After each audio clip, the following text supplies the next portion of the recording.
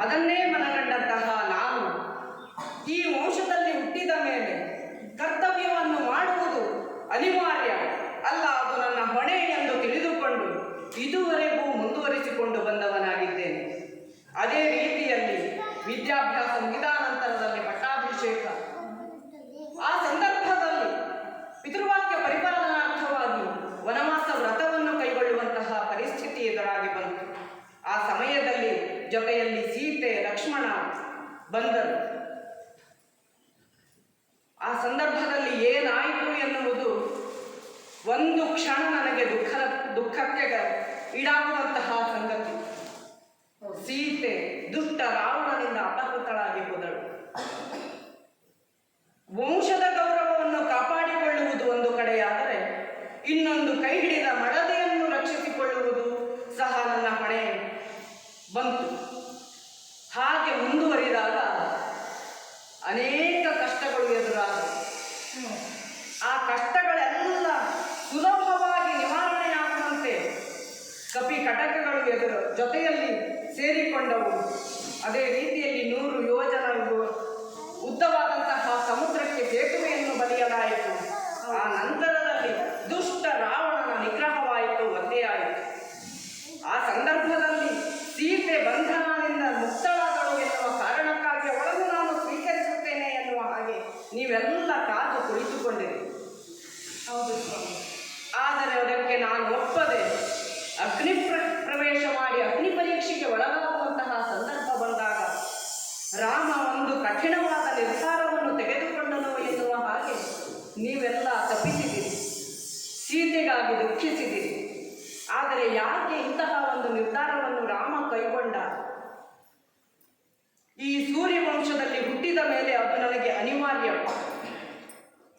ಯಾವ ಧರ್ಮ, ಯಾವ ನ್ಯಾಯ, ನಿಷ್ಠೆ, ತ್ಯಾಗ, ತಪ ಇವೆಲ್ಲವುಗಳ ಮೂಲಕವಾಗಿ ಪರಂಪರಾಯುಕ್ತವಾಗಿ ಬಂದಂತಹ ಈ ನಮ್ಮ ಅರಸು ಪರಂಪರೆ, ಅದನ್ನು ಉಳಿಸಿಕೊಂಡು ಹೋಗುವುದು ಸಹ ನನ್ನ ಹೊಣೆ ಕರ್ತವ್ಯ. ಅದೇ ರೀತಿಯಲ್ಲಿ ಸತ್ಯಕ್ಕಾಗಿ, ಸತ್ಯವೇ ತಮ್ಮ ತಾಯಿ, ತಂದೆ, ಬಂಧು ಬಳಗ ಎಂದು ತಿಳಿದುಕೊಂಡವರು. ಇಂತಹ ಒಂದು ಮಾತು ಆದರ್ಶ. ಒಂದು ಪ್ರಾಣಿಗಾಗಿ ತನ್ನ ದೇಹವನ್ನೇ ತ್ಯಾಗ ಮಾಡಲು ಹೊರಟಂತಹ ಒಬ್ಬ ಅರಸ, ಇವರೆಲ್ಲ ಮಾಡಿದಂತಹ ಆ ಪರಂಪರೆ ಸಂಸ್ಕೃತಿಯನ್ನು ಉಳಿಸಿಕೊಳ್ಳುವುದು, ಬೆಳೆಸಿಕೊಂಡು ಹೋಗುವುದು ನನ್ನ ಕರ್ತವ್ಯವಾಯಿತು. ಅದೇ ರೀತಿಯಲ್ಲಿ ಯಾವ ಅರ್ಹತೆಯನ್ನು ಪಡೆದು ನಾನು ಸೀತೆಯನ್ನು ವಿವಾಹವಾಗಿದ್ದೆನೋ, ಹೌದು, ಜನಕ ಅಂದು ಆಯೋಜಿಸಿದ್ದು ಅದೇ ಅಲ್ಲವೇ? ಶಿವಧನುಸ್ಸನ್ನು ಇಟ್ಟ, ಅದನ್ನು ಭಂಗಿಸಿದವನು ತನ್ನ ಮಗಳನ್ನು ವಿವಾಹವಾಗಬೇಕು ಎನ್ನುವ ಹಾಗೆ ನಿರ್ಣಯಿಸಿದ. ಆ ಸಂದರ್ಭದಲ್ಲಿ ಅಂತಹ ಶಿವಧನುಸ್ಸನ್ನು ಭಂಗಿಸಿದವ ಮಾತ್ರ ಅರ್ಹತಾವಂತ, ತನ್ನ ಮಗಳನ್ನು ಕೈ ಬಿಡುವುದಕ್ಕೆ ಯೋಗ್ಯ ಎನ್ನುವ ಹಾಗೆ ಅದು ಸಹ ಅರ್ಹತಾ ಪರೀಕ್ಷೆಯೇ ಆಗಿತ್ತು. ಅಂತಹ ಸಂದರ್ಭದಲ್ಲಿ ಆ ಪರೀಕ್ಷೆಯನ್ನು ಗೆದ್ದು ಅವಳನ್ನು ನಾನು ವಿವಾಹವಾಗಿ ಬಂದವ. ಹಾಗೆ ವಿವಾಹವಾಗಿ ಬಂದಂತಹ ನಂತರದಲ್ಲಿ ಈ ವಂಶಕ್ಕೆ ಸೇರಿದಂತಹ ಸೀತೆಯು ಅವಳ ಅರ್ಹತೆಯನ್ನೂ ಸಹ ಪರೀಕ್ಷೆಗೆ ಒಡ್ಡಬೇಕಾದಂತಹ ಸಂದರ್ಭ ಈ ರೀತಿಯಲ್ಲಿ ಎದುರಾಯಿತು. ಅವಳು ಈ ವಂಶದ ಸೊಸೆ, ಹಾಗೆಯೇ ರಾಮನನ್ನೇ ಸೇರಬೇಕು ಎಂದಾದರೆ ಅಗ್ನಿ ಪರೀಕ್ಷೆಯನ್ನು ಗೆದ್ದು ಆ ನಂತರದಲ್ಲಿ ಈ ವಂಶದ ಸೊಸೆಯಾಗುವುದಕ್ಕೆ ಘನತೆಯನ್ನು, ಗೌರವವನ್ನು ಪಡೆದುಕೊಂಡಿದ್ದೇನೆ ಎನ್ನುವುದನ್ನು ಅಲ್ಲಿ ವ್ಯಕ್ತಪಡಿಸುವುದು ಮುಖ್ಯವಾಯಿತು. ಅದೇ ರೀತಿಯಲ್ಲಿ ಅವಳು ರಾಮನನ್ನೇ ಸೇರಬೇಕು ಎನ್ನುವ ಹಾಗೆ ಆ ಹುತವಾಹನನಲ್ಲಿ ಕೇಳಿಕೊಂಡು ಕೈ ಮುಗಿದುಕೊಂಡು ಅಗ್ನಿಯನ್ನು ಸುತ್ತುವರೆದು ಬಂದಾಗ ನಾನು ಅವಳನ್ನು ಅಪ್ಪಿಕೊಂಡೆ. ಆ ಸಂದರ್ಭದಲ್ಲಿ ನಿಮಗೆಲ್ಲ ಆಶ್ಚರ್ಯ ಎನಿಸಬಹುದು. ಇಷ್ಟು ಹೊತ್ತು ಕಠಿಣರಾದ ರಾಮ ಈಗ ಸೀತೆ ಬಂದಾಕ್ಷಣ ಅವಳನ್ನು ತೊಡೆಯನ್ನೇರಿಸಿಕೊಂಡ ಅಲ್ಲ. ಖಂಡಿತವಾಗಿಯೂ ಅದು ಹಾಗಲ್ಲ. ಅವಳ ಮೇಲೆ ನನಗೆ ಪ್ರೀತಿ ವಿಪುಲವಾಗಿಯೇ ಇತ್ತು. ಪ್ರೀತಿ ಇಲ್ಲದಿದ್ದರೆ ಅಂದು ನಾನು ಅವಳಿಗಾಗಿ ಆ ಮಾಯಾ ಜಿಂಕೆಯನ್ನು ತಂದುಕೊಡುವುದಕ್ಕಾಗಿ ಮುಂದುವರಿಯುತ್ತಿರಲಿಲ್ಲ. ಅದೇ ಪ್ರೀತಿಯೇ ಇಲ್ಲಿ ಆ ಗೌರವವನ್ನು ಉಳಿಸಿಕೊಡುವುದಕ್ಕಾಗಿ ಅವಳು ಅರ್ಹತೆಯನ್ನು ಪರೀಕ್ಷೆಗೆ ಒಳಪಟ್ಟು ಆ ನಂತರದಲ್ಲಿ ನನ್ನನ್ನು ಬಂದು ಸೇರಲಿ ಎನ್ನುವಂತಹ ನಿರೀಕ್ಷೆಯಲ್ಲಿದ್ದಂತಹ ನನಗೆ ಅಗ್ನಿಯಲ್ಲಿ ಮಿಂದೆದ್ದು ಬಂದಂತಹ ಸೀತೆ ಪಾವನೆಯಾದಳು, ಪುನೀತಳಾದಳು ಎನ್ನುವ ಕಾರಣಕ್ಕಾಗಿ ಹರುಷವನ್ನು ತಡೆಯಲಾರದೆ ನಮ್ಮ ವಂಶದ ಘನತೆಯನ್ನು ಉಳಿಸಿದಳು ಎನ್ನುವ ಕಾರಣಕ್ಕಾಗಿ ಅವಳನ್ನು ನನ್ನ ತೊಡೆಯ ಮೇಲೆ ಕುಳ್ಳಿರಿಸಿಕೊಂಡಿದ್ದೇನೆ. ಹೌದು, ಸೀತೆಯೂ ಸಹ ಪಾವನ ಚರಿತೆ ಎನ್ನುವುದು ಇಲ್ಲಿ ಮತ್ತೊಮ್ಮೆ ನಿರೂಪಿತವಾಯಿತು. ಹೀಗೆ ಸೀತೆಯನ್ನು ನನ್ನೊಡನೆ ಕರೆದುಕೊಂಡು ಹೋಗುವಂತಹ ಸಂದರ್ಭದಲ್ಲಿ ಅನೇಕ ವಿಚಾರಗಳು ತಲೆಯಲ್ಲಿ ಸುಳಿಯುತ್ತವೆ. ನಮಗೆ ಏಕೆ ಬೇಕು? ಪುರುಷಾರ್ಥವಾದಂತಹ ಕಾಮ ಅಲ್ಲದೆ ಅರ್ಥ ಇವುಗಳನ್ನು ನಾವು ಯಾಕೆ ಜೀವನದಲ್ಲಿ ಅಳವಡಿಸಿಕೊಳ್ಳಬೇಕು? ಧರ್ಮವನ್ನು ಅಳವಡಿಸಿಕೊಂಡರೆ ಮಾತ್ರ ನಾವು ಈ ವಂಶಕ್ಕೆ ಒಂದು ಯೋಗ್ಯತಾವಂತ ವ್ಯಕ್ತಿಯಾಗಿ ಅರಸುವಾಗಿ ಇರಬಹುದು ಎನ್ನುವ ಹಾಗೆ ನನ್ನನ್ನು ನಾನು ನಿಗ್ರಹಿಸಿಕೊಂಡವನಾಗಿದ್ದೇನೆ. ಈ ರೀತಿಯಾಗಿ ಅಂದು ತಾಯಿ ನನ್ನೊಡನೆ ವನವಾಸಕ್ಕೆ ತಾನು ಬರುತ್ತೇನೆ ಎನ್ನುವ ಹಾಗೆ ದುಃಖಿಸಿದಾಗ ಪತಿ ಸೇವೆಯೇ ಸತಿ ಧರ್ಮ ಎನ್ನುವ ಹಾಗೆ ಅವಳನ್ನು ಅಲ್ಲಿಯೇ ಬಿಟ್ಟು ಅವಳಿಗೆ ಸಮಾಧಾನ ಮಾಡಿದ ನಂತರದಲ್ಲಿ ವನವಾಸಕ್ಕೆ ತಾನು ಬರುತ್ತೇನೆ ಎನ್ನುವ ಹಾಗೆ ಸೀತೆ ಪಟ್ಟು ಹಿಡಿದಳು. ಅದೇ ತಾಯಿಗೆ ಹೇಳಿದ ಮಾತು ಪತ್ನಿಗೆ ಅನ್ವಯಿಸುತ್ತದೆ ಎನ್ನುವ ಕಾರಣಕ್ಕಾಗಿ ವನವಾಸಕ್ಕಾಗಿ ಅವಳನ್ನು ಕರೆದುಕೊಂಡು ಬಂದವನಾಗಿದ್ದೇನೆ. ಈ ಎಲ್ಲ ಕಾರಣದಿಂದ ಸೀತೆ ತನ್ನ ಅರ್ಹತೆಯನ್ನು ವ್ಯಕ್ತಿತ್ವವನ್ನು ಇಲ್ಲಿ ಈ ರೂಪವಾಗಿ ನಿರೂಪಿಸಿದಳು. ಆ ಮೂಲಕವಾಗಿ ನಾನು ಹರ್ಷಗೊಂಡಿದ್ದೇನೆ. ವಿಭೀಷಣ, ಇನ್ನೂ ಸಮಯವಾಯಿತು. ಇನ್ನು ಇಲ್ಲಿ ನಿಲ್ಲುವುದಕ್ಕೆ ನಾವು ಮನಸ್ಸು ಮಾಡುವುದಿಲ್ಲ. ಆದಷ್ಟು ಶೀಘ್ರವಾಗಿ ಅಯೋಧ್ಯೆಗೆ ತಲುಪಬೇಕು. ಆದ ಕಾರಣ ಏನು ಪ್ರಭು, ನನ್ನದೊಂದು ಕೋರಿಕೆ ಇದೆ ಸ್ವಾಮಿ. ನಿನ್ನ ಮಹಿಮೆ ತಿಳಿದಾಯ್ತೆ ನನಗೆ, ಕುಲೇಶನೇ ನಿನ್ನ ಮಹಿಮೆ ತಿಳಿದಾಯ್ತೆ ನನಗೆ. ಮನವಿದ್ದರಿಂದು ಭೋಜನವಾನಿ ಮಾಡುತ್ತಲೇ, ಭೋಜನವನಿ ಮಾಡುತ್ತಲೇ ಮನೆಗೆ ತೆರಳನ್ನು ತರಿತು ನೀನೆಂದೆಂತ ಶಿರವಾಗಿದನು ವಿನಯದಲ್ಲಿ. ಇನಕುಲೇಶ. ಪ್ರಭು ಶ್ರೀರಾಮಚಂದ್ರ, ಈಗ ತೆರಳುವ ಸಮಯದಲ್ಲಿ ನನ್ನದೊಂದು ಭಿನ್ನಹವಿದೆ ತಮ್ಮಲ್ಲಿ ಕೇಳೋಣ. ಈ ವಿಭೀಷಣನ ಜೀವನ, ಇಂದಿನ ಈ ಸ್ಥಿತಿ ಎಲ್ಲದಕ್ಕೂ ಕಾರಣ ನಿನ್ನ ಕಾರುಣ್ಯವೇ ಅಲ್ಲವೇ ಸ್ವಾಮಿ? ಹಾಗಾಗಿ ನನ್ನ ಜೀವನವೇ ನಿನ್ನ ಒಂದು ದಯೆ, ನಿನ್ನ ಒಂದು ಭಿಕ್ಷೆ ಅಂತ ತಿಳಿದಿದ್ದೇನೆ. ಯಾಕೆಂದರೆ ಅಣ್ಣನಿಂದಲೇ ದೂರನಾಗಿ ನಿನ್ನ ಒಂದು ಕಾರುಣ್ಯವನ್ನು ಬಯಸಿ ಬಂದಾಗ ನೀನು ನನಗೆ ರಕ್ಷಣೆ ನೀಡಿ ಆಗಲೇ ಒಂದು ಪಟ್ಟಾಭಿಷೇಕವನ್ನು ಮಾಡಿದ್ದೀಯೆ. ಅದನ್ನೆಂದಿಗೂ ನಾನು ಮರೆಯುವಂತಿಲ್ಲ. ಹಾಗೆಯೇ ಸತ್ಯ, ಧರ್ಮ, ನ್ಯಾಯದಲ್ಲಿ ನಡೆಯಬೇಕು ಎಂಬ ನನ್ನ ಈ ಒಂದು ದಾರಿಗೆ ಸರಿಯಾಗಿ ಮಾರ್ಗದರ್ಶನವನ್ನು ನೀಡಿ ನನ್ನನ್ನು ಕರೆದುಕೊಂಡೋಗಿ ತನ್ನ ಒಂದು ಕಾರುಣ್ಯದಲ್ಲಿ ಸೇರಿಸಿಕೊಂಡವನಲ್ಲವೇ ಸ್ವಾಮಿ ನೀನು? ಹಾಗಾಗಿ ನಿನಗೆ ಒಂದು ಔತಣವನ್ನು ಕೊಡಬೇಕು ಎಂಬ ಇಚ್ಛೆ ನನ್ನ ಮನದಲ್ಲಿ ಆಗಲೇ ಇತ್ತು. ಆದರೆ ಆ ಸಂದರ್ಭ ಇರಲಿಲ್ಲವಲ್ಲ. ಹಾಗಾಗಿ ಈಗ ಈ ಲಂಕೆಯ ಒಂದು ಆಳ್ವಿಕೆಯನ್ನು ವಹಿಸಿಕೊಂಡ ಮೇಲಾದರೂ ಒಂದು ಔತಣವನ್ನು ನೀಡಬೇಕು ಎಂಬುದೇ ನನ್ನ ಮನದಿಚ್ಛೆ. ಇಲ್ಲವಾದರೆ ಈ ವಿಭೀಷಣ ರಾಕ್ಷಸ ಕುಲದಲ್ಲಿ ಹುಟ್ಟಿ ರಾಕ್ಷಸರ ಜೊತೆಗೆ ಒಂದು ಬೆಳೆಯುತ್ತಿರುವಂತಹ ನಾನು ನಿನ್ನ ಕಾರುಣ್ಯವನ್ನು ಹೇಗೆ ಪಡೆಯುತ್ತಿದ್ದೆ ಸ್ವಾಮಿ? ನಿನ್ನ ದಯೆ ಇಲ್ಲದಿದ್ದರೆ ನಾನು ಬದುಕಲಾದರೂ ಸಾಧ್ಯವಿತ್ತೆ, ಇಲ್ಲವಲ್ಲ? ಹಾಗಾಗಿ ಈ ನನ್ನ ಅನ್ನ, ನನ್ನ ನೆಲ, ನನ್ನ ಎಲ್ಲ ಜೀವನ ಪ್ರತಿಯೊಂದು ನಿನ್ನ ಋಣವೇ ಆಗಿದೆ. ಹಾಗಾಗಿ ರಾಕ್ಷಸರಿಗೆ ಅಧರ್ಮದ ಅನ್ನ ಉಂಡರೆ ವಿಷವೇ ಆಗುತ್ತದೆ ಎಂದು ತೋರಿಸಿಕೊಟ್ಟವನಲ್ಲವೇ ನೀನು? ಹಾಗಾಗಿ ಧರ್ಮದ ನೆಲೆಯಲ್ಲಿ ನಡೆಯಬೇಕು ಎಂಬುದನ್ನು ತಿಳಿಸಿಕೊಟ್ಟಂತ ನಿಮ್ಮ ಎಲ್ಲರಿಗೂ ನನಗೊಂದು ಔತಣವನ್ನು ಏರ್ಪಡಿಸಲೇಬೇಕು ಎಂಬ ಒಂದು ಮನದಿಚ್ಛೆ. ಆ ಮನದಿಚ್ಛೆಗಾಗಿ ಎಲ್ಲ ವಾನರಾದಿಗಳು, ಸುಗ್ರೀವ, ಹನುಮಂತ, ಅವರ ಕಪಿ ಸೈನ್ಯ ಎಲ್ಲರಿಗೂ ಒಂದು ಔತಣವನ್ನು ಏರ್ಪಡಿಸಿ ಅದನ್ನು ಸ್ವೀಕರಿಸಿಯೇ ತಾವು ಹೊರಡಬೇಕು ಎಂಬುದು ನನ್ನ ಮನದಿಚ್ಛೆ ಸ್ವಾಮಿ. ನೀನಿತ್ತ ಯಾವ ಕಾಣಿಕೆಯನ್ನೂ ರಾಮ ತೆಗೆದುಕೊಳ್ಳಲಿಲ್ಲ, ಸ್ವೀಕರಿಸಲಿಲ್ಲ. ಆದರೆ ಆ ಧರ್ಮದ ಅನ್ನವನ್ನು ಉಂಡು ಹೋಗಬೇಕು ಎನ್ನುವುದು ನಿನ್ನ ಅಪೇಕ್ಷೆಯಲ್ಲವೇ ವಿಭೀಷಣ? ಶರಣ ಕೇಳಿ ಈಗ ವನಚರ ವ್ರಜವನ್ನು ಪಚರಿಸು. ಶರಣ ಕೇಳಿ ಈಗ ನೀನಿಂದು ವನಚರ ವ್ರಜವನ್ನು ಪಚರಿಸು. ನಾನಿನ್ನು ಭರತನ ಬಿಡುತ್ತ ಉಣದಲ್ಲೇ. ನಾನು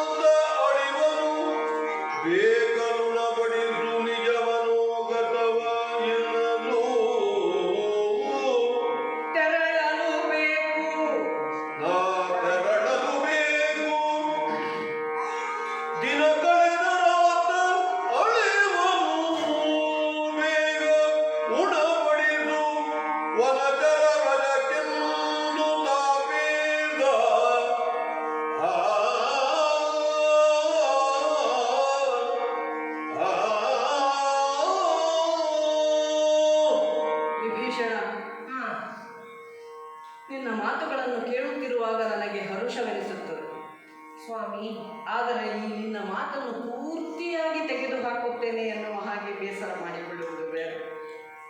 ಈ ಸಂದರ್ಭದಲ್ಲಿ ನಾನು ಊಟ ಮಾಡುವುದಿಲ್ಲ ಪ್ರಭು. ನಾನು ಕಾದಿರುವುದು ಭರತನ ಜೊತೆಗೆ ಊಟ ಮಾಡುವುದಕ್ಕಾಗಿ. 14 ವರ್ಷ ಈ ದಿನ ರಾತ್ರಿಯನ್ನು ಉತ್ತರಿಸಿದರೆ ನಾಳೆ ಕೊನೆಯ ದಿನ.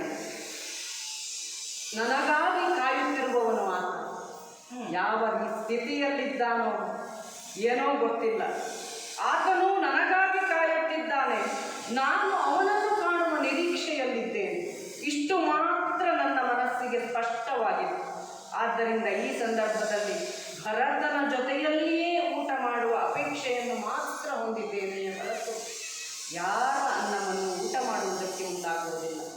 ಆದರೂ ಬಂದಿದೆ, ನಿನ್ನ ಇಚ್ಛೆಯನ್ನು ಬಯಕೆಯನ್ನು ಪೂರ್ಣಗೊಳಿಸುವುದಕ್ಕಾಗಿ ಇದು ಜೊತೆಯಲ್ಲಿರುವ ಈ ವನಚರ ಗುಂಪಿಗೆ ಸಂಪೂರ್ಣವಾಗಿ ಒಪ್ಪಿಗೆಯನ್ನು ಕೊಡುತ್ತಿದ್ದೇನೆ. ಯಾವೆಲ್ಲವನ್ನು ಉಣಬಡಿಸಬೇಕೆನ್ನುತ್ತದೆ ಅವೆಲ್ಲವನ್ನು ಅವರೆಲ್ಲರಿಗೂ ಉಣಬಡಿಸು. ಇಷ್ಟು ದಿನ ಯುದ್ಧದ ಶ್ರಮದಿಂದ ಆಯಾಸಗೊಂಡಿರುವ ಅವರ ಹೊಟ್ಟೆಯನ್ನು ತಂಪಾಗಿಸು. ಅವರ ಆ ತಂಪಿನಲ್ಲಿ ನಾನು ಸಂತೋಷ ಪಡುತ್ತೇನೆ. ನಿನ್ನ ಇಚ್ಛೆಗೆ, ನಿನ್ನ ನಿರ್ಧಾರಕ್ಕೆ ಪ್ರತಿಯಾಡುವವನು ಈ ವಿಭೀಷಣನಲ್ಲ, ಆದರೆ ನಿನ್ನ ಆಜ್ಞೆಯನ್ನು ಪಾಲಿಸುವವನು ಈ ವಿಭೀಷಣ. ಹಾಗಾಗಿ ನೀ ಹೇಳಿದಂತೆಯೇ ನಡೆಯುತ್ತೇನೆ ಸ್ವಾಮಿ. ಆಗಲಿ. ಸಿದ್ಧವಾಯ್ತೊಡನೆ ಊಟ ಕಾಡು. ಸಿದ್ಧವಾಯ್ತೊಡನೆ ಊಟ ಕಾಡು. ಪಂಕ್ತಿ ಮುದ್ದಗಿಟ್ಟರು ಬಾಳೆಲೆಗಳು. ಪಂಕ್ತಿ ಮುದ್ದಗಿಟ್ಟರು ಬಾಳೆಲೆಗಳು. ಮುದ್ದಾದ ಬಾಳೆ ಕಣ್ಣುಗಳು ಪಲ್ಯಗಳಿಂದ. ಮುದ್ದಾದ ಬಾಳೆ ಹಣ್ಣುಗಳು ಪಲ್ಯಗಳಿಂದ. ಕನ್ನಡ ಬಿರಿದಾಯ್ತು ಸಾಸಿವೆ ಚಟ್ನಿಯು. ಕನ್ನಡ ಬಿರಿದಾಯ್ತು ಸಾಸಿವೆ ಚಟ್ನಿಯು. ಉಪ್ಪಿನಕಾಯಿ ತೋವೆಗಳು. ನೀಲಾಗಿರುವ ಕೋಸಂಬರಿ ಸಾರುಗಳು.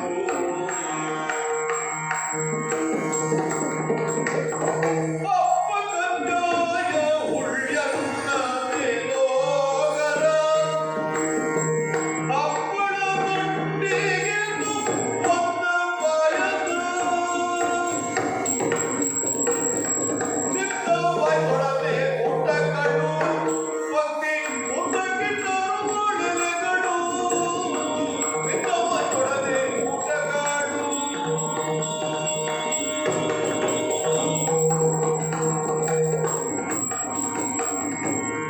ಸ್ವಾಮಿ, ನಿನ್ನ ಆಜ್ಞೆಯಂತೆ ನೋಡಿ ಬೇಗ ಬೇಗನೆ ಎಲ್ಲ ಊಟ ಅಡಿಗೆಗಳನ್ನು ಸಿದ್ಧ ಮಾಡಿಸುತ್ತಿದ್ದೇನೆ. ಬಾಳೆಲೆಗಳನ್ನು ಹಾಕಿ ಸಿದ್ಧ ಮಾಡಿಯಾಗಿದೆ. ಉಪ್ಪು, ಉಪ್ಪಿನಕಾಯಿ, ಹಪ್ಪಳ, ಸಂಡಿಗೆ, ಪಾಯಸ ಎಲ್ಲವೂ ಸಿದ್ಧವಾಗಿದೆ.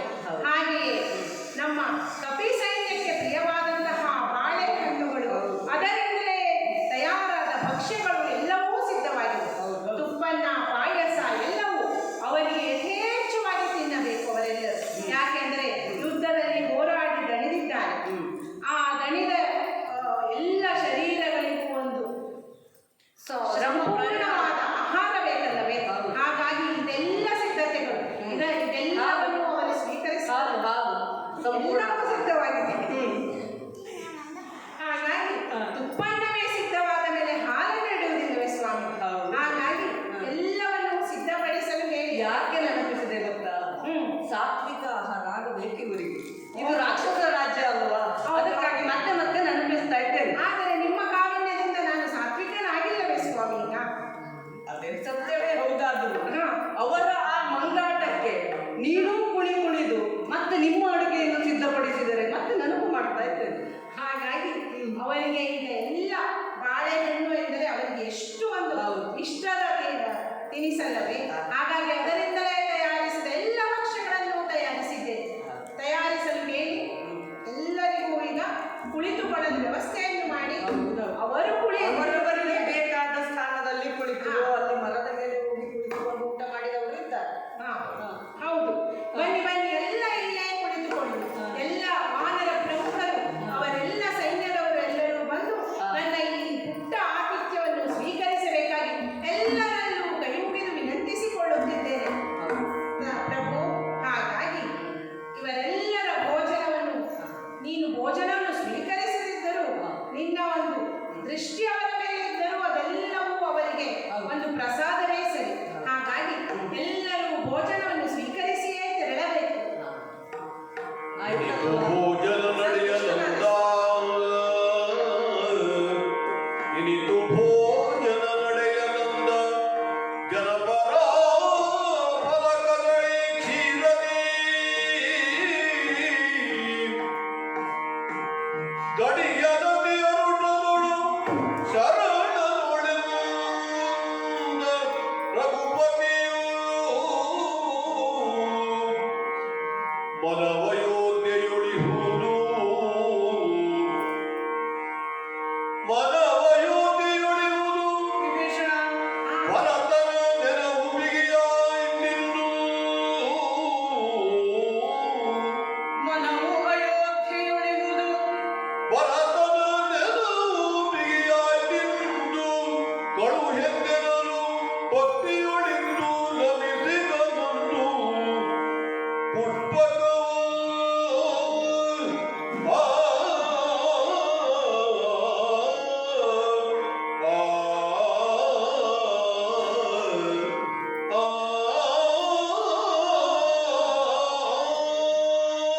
ವಿಭೀಷಣ, ಈ ನಿನ್ನ ಕೆಲಸ ಎನ್ನುವುದು ಎಷ್ಟು ಒಳ್ಳೆಯದಾಗಿತ್ತು ಎಂದರೆ ಆ ಸಂತೋಷವನ್ನು ಅವರೆಲ್ಲರ ಆ ಕೃತಿಯಿಂದ ಕಾಣುತ್ತಿದ್ದೇವೆ.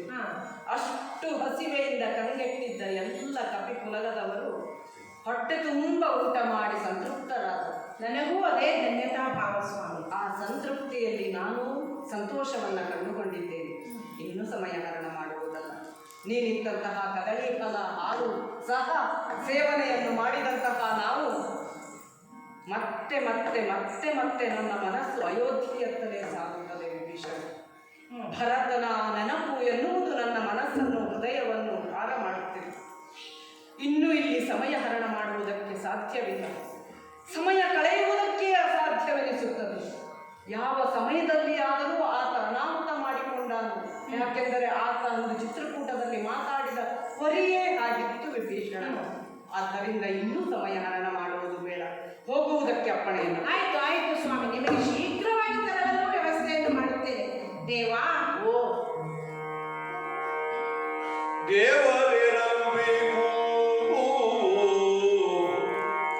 ನಮಿಸಿತ ಪುಷ್ಪಕವ ಧರಿಸಿ ದೇವರೇರಲು ಬೇಕು ಎದ್ದೆನಲು ಮಧುರಗುದ ದೇವಿಯನ್ನು ಕುಳ್ಳಿರಿಸಿ ಸೌಮಿತ್ರಿ ಸುಗ್ರೀವ ಪಾವಮಾನಿಯು ರಾಮನಿಂದೈವರೇ ಅಂದು ಬಳು ಬಳಿ ಕುಳಿದವರು ಬೆನ್ನ ಹಿಂದೆ ಸಾವಧಾನದಿ ಬರಲು ನೇಮಿಸುತ್ತ ಮಯ ಸುತೆಯ ಭಾವವರಿದಂ ರಾಮನ ಜ್ಞಾಪಿಸಲು ಕಿಂತು ದೇವಿ ನಿನ್ನಯ ಸ್ಮರಣೆ ಮಾಡಿದ ಸತಿ ಜನರು ಪಾವನರು ಜಗದೊಳಿದರು. ಆ ಆ ದೇವಾ, ಶರಣ. ನಿಮಗೆ ಶೀಘ್ರವಾಗಿ ತೆರಳಲು ನಮ್ಮಣ್ಣನಾದ ರಾವಣ ಆಗಲೇ ಕುಬೇರನಿಂದ ವಶಪಡಿಸಿಕೊಂಡಂತಹ ಈ ಪುಷ್ಪಕ ವಿಮಾನವನ್ನೇ ಸಿದ್ಧಪಡಿಸಲಾಗಿದೆ. ಇದರಲ್ಲಿ ನೀವು ಪ್ರಯಾಣ ಮಾಡಲೇಬೇಕು. ಈ ಪುಷ್ಪಕ ವಿಮಾನವೇ ಆಗಲಿ, ಲಂಕೆಯಲ್ಲಿರುವಂತಹ ಸರ್ವ ಸಂಪತ್ತೇ ಆಗಲಿ, ಎಲ್ಲವೂ ನಿನ್ನದೇ ಅಲ್ಲವೇ ಸ್ವಾಮಿ? ಇದರಲ್ಲಿ ನನ್ನದೇನಿದೆ? ಇದು ನಿನಗೇ ಸೇರಬೇಕಾಗಿತ್ತು. ಹಾಗಾಗಿ ಈ ಪುಷ್ಪಕ ವಿಮಾನದಲ್ಲಿಯೇ ತಾವೆಲ್ಲರೂ ತೆರಳಬೇಕು ಎಂಬುದೇ ನನ್ನ ಒಂದು ವಿನಂತಿ. ಇದರಲ್ಲಿ ನಾನೇ ನಿಮ್ಮೆಲ್ಲರನ್ನು ಕರೆದುಕೊಂಡು ಸಾಗುತ್ತೇನೆ. ಆಗಬಹುದು. ದೇವಿಯು ಎಲ್ಲ ಸಿದ್ಧತೆಗಳನ್ನು ಒಳಗೊಂಡು ಬಂದಿದ್ದಾಳೆ. ಹಾಗಾಗಿ ನೀವು ಮೂವರು ಮೊದಲು ಏರಬೇಕು ಈ ವಾಹನವನ್ನು. ವಿಭೀಷಣ, ಈ ಪುಷ್ಪಕ ನನ್ನದಲ್ಲ ಅಥವಾ ಲಂಕೆಯೂ ನನ್ನದಲ್ಲ. ಅದು ನಿನ್ನ ಇದು ಯಾರ್ಯಾರಿಗೆ ಸೇರಬೇಕು ಅವರಿಗೇ ಸೇರಬೇಕು. ಹೌದು. ಇದನ್ನು ನಾನು ತೆಗೆದುಕೊಂಡು ಹೋಗುವುದಲ್ಲ, ಅನಿವಾರ್ಯಕ್ಕೆ ಬಳಸಿಕೊಳ್ಳುವಂಥದ್ದು. ಹೌದು ಆದ್ದರಿಂದ ವಿಭೀಷಣ, ಈ ಸಂದರ್ಭದಲ್ಲಿ ಸಮಯಕ್ಕೆ ಸರಿಯಾಗಿ ಅಯೋಧ್ಯೆಯನ್ನು ತಲುಪಬೇಕು ಅಂತಾದರೆ ಈ ವಿಮಾನದ ಅವಶ್ಯಕತೆ ಖಂಡಿತವಾಗಿಯೂ ಇದೆ. ಆದ್ದರಿಂದ ಈ ಮಾತನ್ನು ನಾನು ನನ್ನ ಮನದಲ್ಲಿ ಎಲ್ಲವೂ ನಿನ್ನದೇ ಸ್ವಾಮಿ. ಆಗಬಹುದು. ಅತ್ಯಂತ ಹರ್ಷದಿಂದ ನಾನು ಇದನ್ನು ಒಪ್ಪಿಕೊಳ್ಳುತ್ತೇನೆ. ಇದು ನೀನೇ ಹೇಳಿದಂತೆ ವಿಮಾನವನ್ನು ಸುತ್ತುವರೆದು ಅರ್ಚಿಸಿ ಏರುವಾಗಲೇ ಸೀತೆಯನ್ನು ಲಕ್ಷ್ಮಣನನ್ನು ಕೈಗೆ ಕರವನ್ನು ಹಿಡಿದುಕೊಂಡು ಏರಿದ್ದೇನೆ. ಸಾರಥಿಯ ಸ್ಥಾನದಲ್ಲಿ ನೀನಿದ್ದಿ. ಹಾಗಂತ ನಡೆಸುವವರೇ ಬೇಕು ಅಂತೇನಿಲ್ಲ ಈ ವಿಮಾನಕ್ಕೆ. ಆದರೂ ಇದು ಲಂಕೆಯದ್ದು ಎನ್ನುವ ಕಾರಣಕ್ಕಾಗಿ ನಿನ್ನನ್ನು ಸಾರಥಿಯ ಸ್ಥಾನದಲ್ಲಿ ಕುಳ್ಳಿರಿಸಿ ಹೊರಟಂತಹ ಸಂದರ್ಭದಲ್ಲಿ ನನಗೂ ಬರಬೇಕೆಂಬ ಇಚ್ಛೆ ಇರುತ್ತದೆ ಅಲ್ಲವೇ ಸ್ವಾಮಿ. ಹಾಗಾಗಿ ನಾನು ಬರಲೇಬೇಕಾದ. ಅದರ ಜೊತೆಗೆ ನನ್ನ ಇನ್ನೊಂದು ಸಣ್ಣ ವಿನ್ನಹವಿದೆ ಸ್ವಾಮಿ. ನಮ್ಮ ಎಲ್ಲ ರಾಕ್ಷಸರು, ಇಲ್ಲಿರುವಂತಹ ಸೈನಿಕರು ಎಲ್ಲರೂ, ಎಲ್ಲ ರಾಕ್ಷಸ ಸೈನಿಕರು ನಿಮ್ಮ ಆ ಒಂದು ಮಹೋತ್ಸವವನ್ನು, ಪಟ್ಟಾಭಿಷೇಕವನ್ನು, ನಿನ್ನ ವಿಜೃಂಭಣೆಯನ್ನು, ಸಂಭ್ರಮವನ್ನು ನೋಡಬೇಕೆಂದು ತುಂಬಾ ಹರ್ಷದಿಂದ ಕಾತುರದಿಂದ ಕಾಯುತ್ತಿದ್ದಾರೆ ಸ್ವಾಮಿ. ಅವರನ್ನು ನಿರಾಸೆಗೊಳಿಸಲು ನನಗೆ ಸ್ವಲ್ಪವೂ ಇಷ್ಟವಿಲ್ಲ. ಹಾಗಾಗಿ ಅವರೆಲ್ಲರನ್ನೂ ಅಲ್ಲಿ ಕರೆದುಕೊಂಡು ಬರುವಂತೆ ನನಗೆ ಒಂದು ಅಪ್ಪಣೆಯನ್ನು ನೀಡಿದರೆ ಅವರೆಲ್ಲರೂ ನಮ್ಮ ಜೊತೆಯೇ ಬರುತ್ತಾರೆ ಸ್ವಾಮಿ. ಯಾಕೆಂದರೆ ಅದನ್ನು ಕಣ್ತುಂಬಬೇಕು ಕಣ್ತುಂಬಿಕೊಳ್ಳಬೇಕು ಎನ್ನುವುದು ಇವರೆಲ್ಲರ ಇಚ್ಛೆ. ನೋಡಿ, ಅವರೆಲ್ಲರೂ ಎಷ್ಟೊಂದು ಸಂಭ್ರಮದಿಂದ ಖುಷಿಯಿಂದ ಕುಣಿಯುತ್ತಿದ್ದಾರೆ. ಶ್ರೀರಾಮನ ಸಂಭ್ರಮವನ್ನು, ಪಟ್ಟಾಭಿಷೇಕವನ್ನು ನೋಡಬೇಕು ಎಂದು. ಹಾಗಾಗಿ ಅವರನ್ನು ಹತಾಶೆಗೊಳಿಸಲು ಅಥವಾ ನೋವುಗೊಳಿಸಲು, ಅವರ ಒಂದು ಆಸೆಯನ್ನು ಕ್ಷಣ ಮಾತ್ರದಲ್ಲಿ ಕೊಲ್ಲಲು ನನಗೆ ಇಷ್ಟವಿಲ್ಲ. ಹಾಗಾಗಿ ಅವರೆಲ್ಲರನ್ನು ಒಡಗೂಡಿಕೊಂಡೇ ಬರುತ್ತೇನೆ. ಇದಕ್ಕೊಂದು ಅಪ್ಪಣೆಯನ್ನು ನೀಡಬೇಕು ಸ್ವಾಮಿ. ಯಾರು ಬೇಡ ಅಂದವರು? ಎಲ್ಲರೂ ಬರಲಿ ಎನ್ನುವುದೇ ನನ್ನ ಅಪೇಕ್ಷೆಯೂ ಕೂಡ. ಆದರೆ ಇಷ್ಟು ದಿನಗಳ ಕಾಲ ರಾಮನಿಗಾಗಿ ಶ್ರಮಿಸಿದವರು, ಅವರ ಸಂಸಾರ, ಮನೆ, ಮಕ್ಕಳು ಎಲ್ಲವನ್ನೂ ಬಿಟ್ಟು ಈ ಯುದ್ಧರಂಗದಲ್ಲಿಯೇ ಕಾರ್ಯ ಕಳೆದಂತಹ ಅವರು ಅವರವರ ಮನೆಯಲ್ಲಿ ಸುಖವಾಗಿರಲಿ ಎನ್ನುವ ಹಾಗೆ ಬಯಸಿದ್ದೇನೆ ಹೊರತು, ನಾನು ಕರೆದರೆ ಕ್ಷಣ ಮಾತ್ರದಲ್ಲಿ ಈ ಪುಷ್ಪಕವನ್ನು ಏರುತ್ತಾರೆ ಎನ್ನುವುದು ಖಂಡಿತವಾಗಿಯೂ ನನಗೆ ಗೊತ್ತು. ಆದ ಕಾರಣ ನಾನು ಸುಮ್ಮನಿದ್ದೇನೆ. ಆದರೆ ಅವರ ಬರುವ ಅಪೇಕ್ಷೆಯನ್ನು, ಅವರ ನಿರೀಕ್ಷೆಯ ಕಣ್ಣುಗಳನ್ನು ಕಾತರಿಸುವ ಅವರ ಆ ಮನೋಭಾವವನ್ನು ನಾನು ನಿರಾಕರಿಸಲಾರೆ. ಖಂಡಿತವಾಗಿಯೂ ಅವರೆಲ್ಲರೂ ಬರಲಿ ಬರಲಿ ಎನ್ನುವ ಹಾಗೆ ಹೇಳಿದ ತಕ್ಷಣದಲ್ಲಿ ಬಂದರು. ಅವರೇರುವಂತೆ ಹಿಕ್ಕಿಕೊಂಡಿತ್ತು ವಿಮಾನ. ಎಲ್ಲರೂ ಈ ವಿಮಾನದಲ್ಲಿ ಯಾರದು? ಇನಿತಾರಾಮನು ಬೇಳುತ್ತ ಮುಂದಕ್ಕೆ ಒಲಿತೆಯ ಸೈತರಿತಾವುದಾರಿ. ಇನಿತಾರಾಮನು ಬೇಳುತ್ತ ಮುಂದಕ್ಕೆ ಒಲಿತೆಯ ಸೈತರಿತಾವುದಾರಿ. ಒಲಿತೆಯ ಸೈತರಿತಾವುದಾರಿ. ಕನ ಪುಷ್ಪಗಳಿಯು ಆಯರು ಸೀತೆಯು ಕನಪರೊಡನೆ ಸಂತನದಿಂದ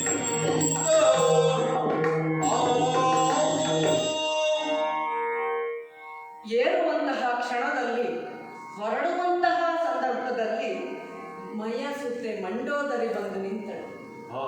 ಎಲ್ಲರೂ ಹೊರಟಿದ್ದಾರೆ, ತಾನೊಬ್ಬಳೇ ಇಲ್ಲಿರುವುದೇ ಎನ್ನುವ ಹಾಗೆ ದುಃಖಿಸುತ್ತಾ ತೊಡಗಿದಳು. ಅವಳಿಗೆ ಏನು ಹೇಳಲಿ? ನಾನು ಒಂದೇ ಒಂದು ಮಾತನ್ನ ಹೇಳಿದ್ದೇನೆ. ಆ ರಕ್ಕಸನ ಮಡದಿಯಾಗಿ ಕೋಟ್ಯಾಂತರ ವರ್ಷಗಳ ಕಾಲ ಅವನೊಂದಿಗೆ ಬದುಕಿ ಬಾಳಿದವಳು ನೀನು. ಸೀತೆಯನ್ನು ಇಲ್ಲಿಗೆ ಕರೆತಂದಾದ ಮೇಲೂ ಸಹ ಯಾವುದೇ ಸಂದರ್ಭದಲ್ಲಿ ಮಿತಿ ಮೀರದಂತೆ ರಾವಣನನ್ನು ನಿಗ್ರಹಿಸಿದಂತಹ ಸಾಮರ್ಥ್ಯ ನಿನ್ನದ್ದು ತಾಯಿ.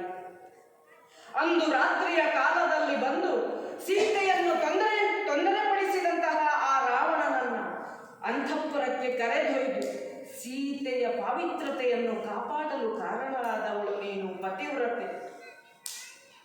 ಕೊನೆಯ ಕಾಲದವರೆಗೂ ಇತಿಹಾಸದಲ್ಲಿ ನಿನ್ನನ್ನು ಒಬ್ಬ ಪತಿವ್ರತೆಯಾಗಿ ಲೋಕ ಕಾಣಲಿ ಎನ್ನುವ ಹಾಗೆ ನಿನ್ನನ್ನು ಗುರುತಿಸಿದ್ದೇನೆ, ಹಾಗೆಯೇ ನಿನಗೆ ವರವನ್ನಿತ್ತಿದ್ದೇನೆ.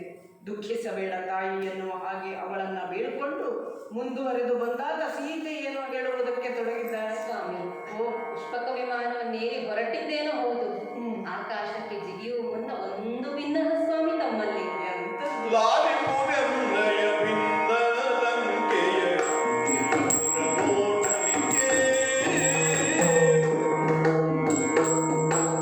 ಲಾಲಿಪುರನ್ನಯ ಭಿನ್ನ ಲಂಕೆಯ ಲೀಲೆಯ ಪುರನೋಟಲಿಗೆ. ಲಂಕೆಯ ಲೀಲೆಯ ಪುರನೋಟಲಿಗೆ. ಸೋಲುವುದೆನ್ನಯ ಮನದರಿಕೆಯ ಸೋಲುವುದೆನ್ನಯ ಮನದರಿಕೆಯ ಪಾಲಿಸಿ ತೋರಿದೆನಗೆ. ಪಾಲಿಸಿ ತೋರಿದೆನಗೆ. ಲಾಲಿಪುರನ್ನಯ ಭಿನ್ನ ಲಂಕೆಯ ಲೀಲೆಯ ಪುರನೋಟಲಿಗೆ.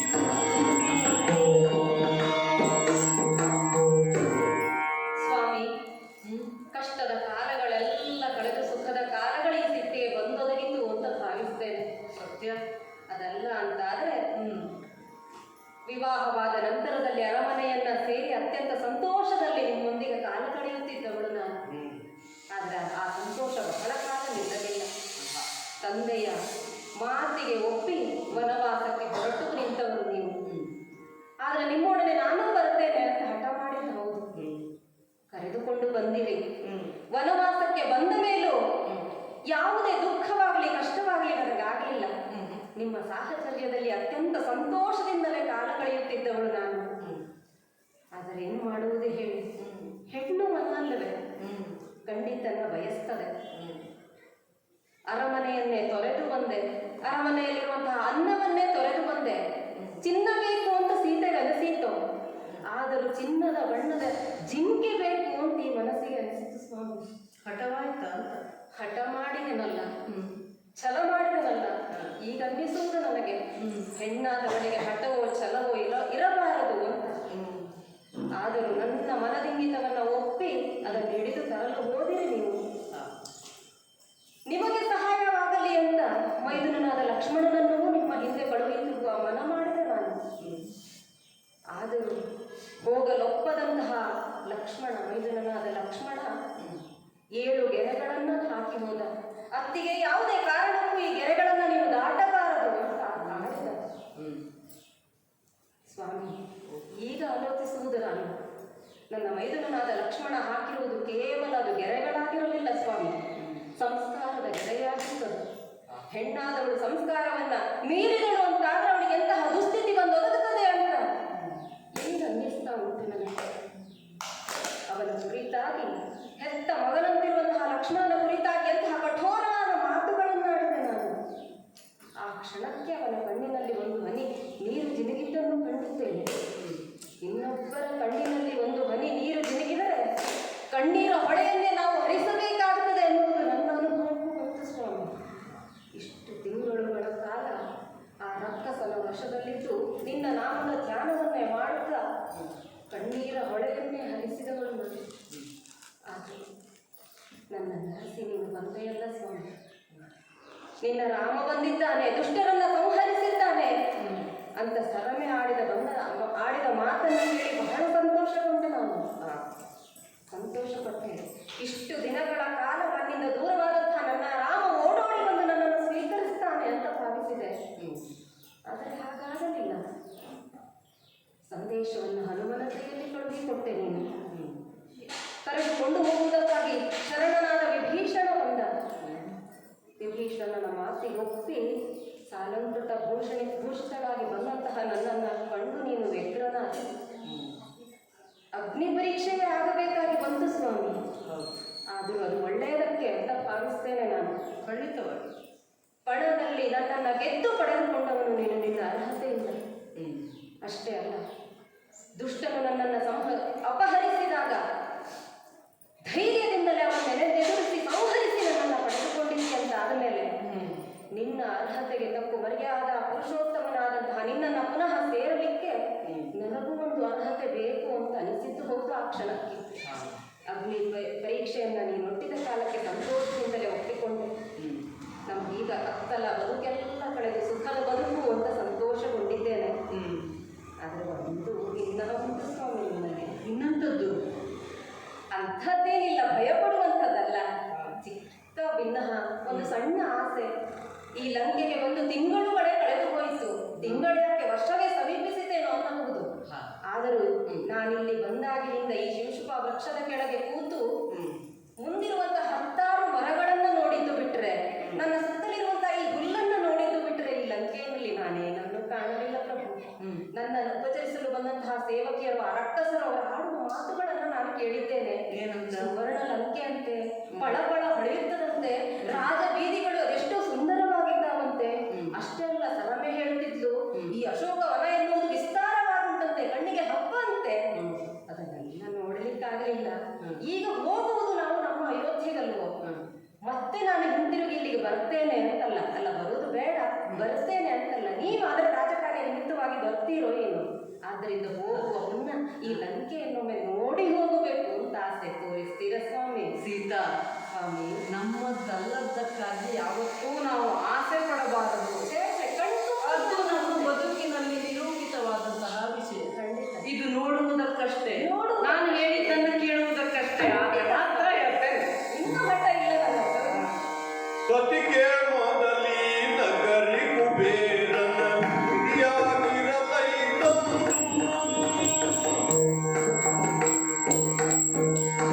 ಸತಿಗೆ ಮೊದಲಿ ನಗರಿ ಕುಬೇರನ ಹಿರಿಯಾಗಿರಲೈತಂದು.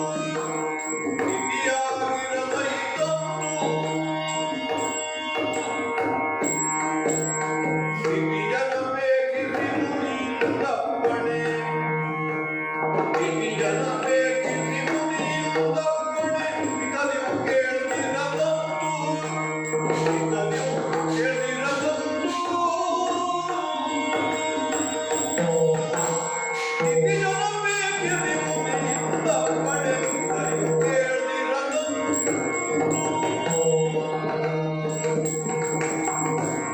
ಸೀತಾ, ಸ್ವಾಮಿ, ಕುಬೇರನ ವಶದಲ್ಲಿದ್ದಂತಹ ಈ ಲಂಕೆ ಸಾಮಾನ್ಯವಾದಂತಹ ಒಂದು ನಗರವೇ ಆಗಿತ್ತು.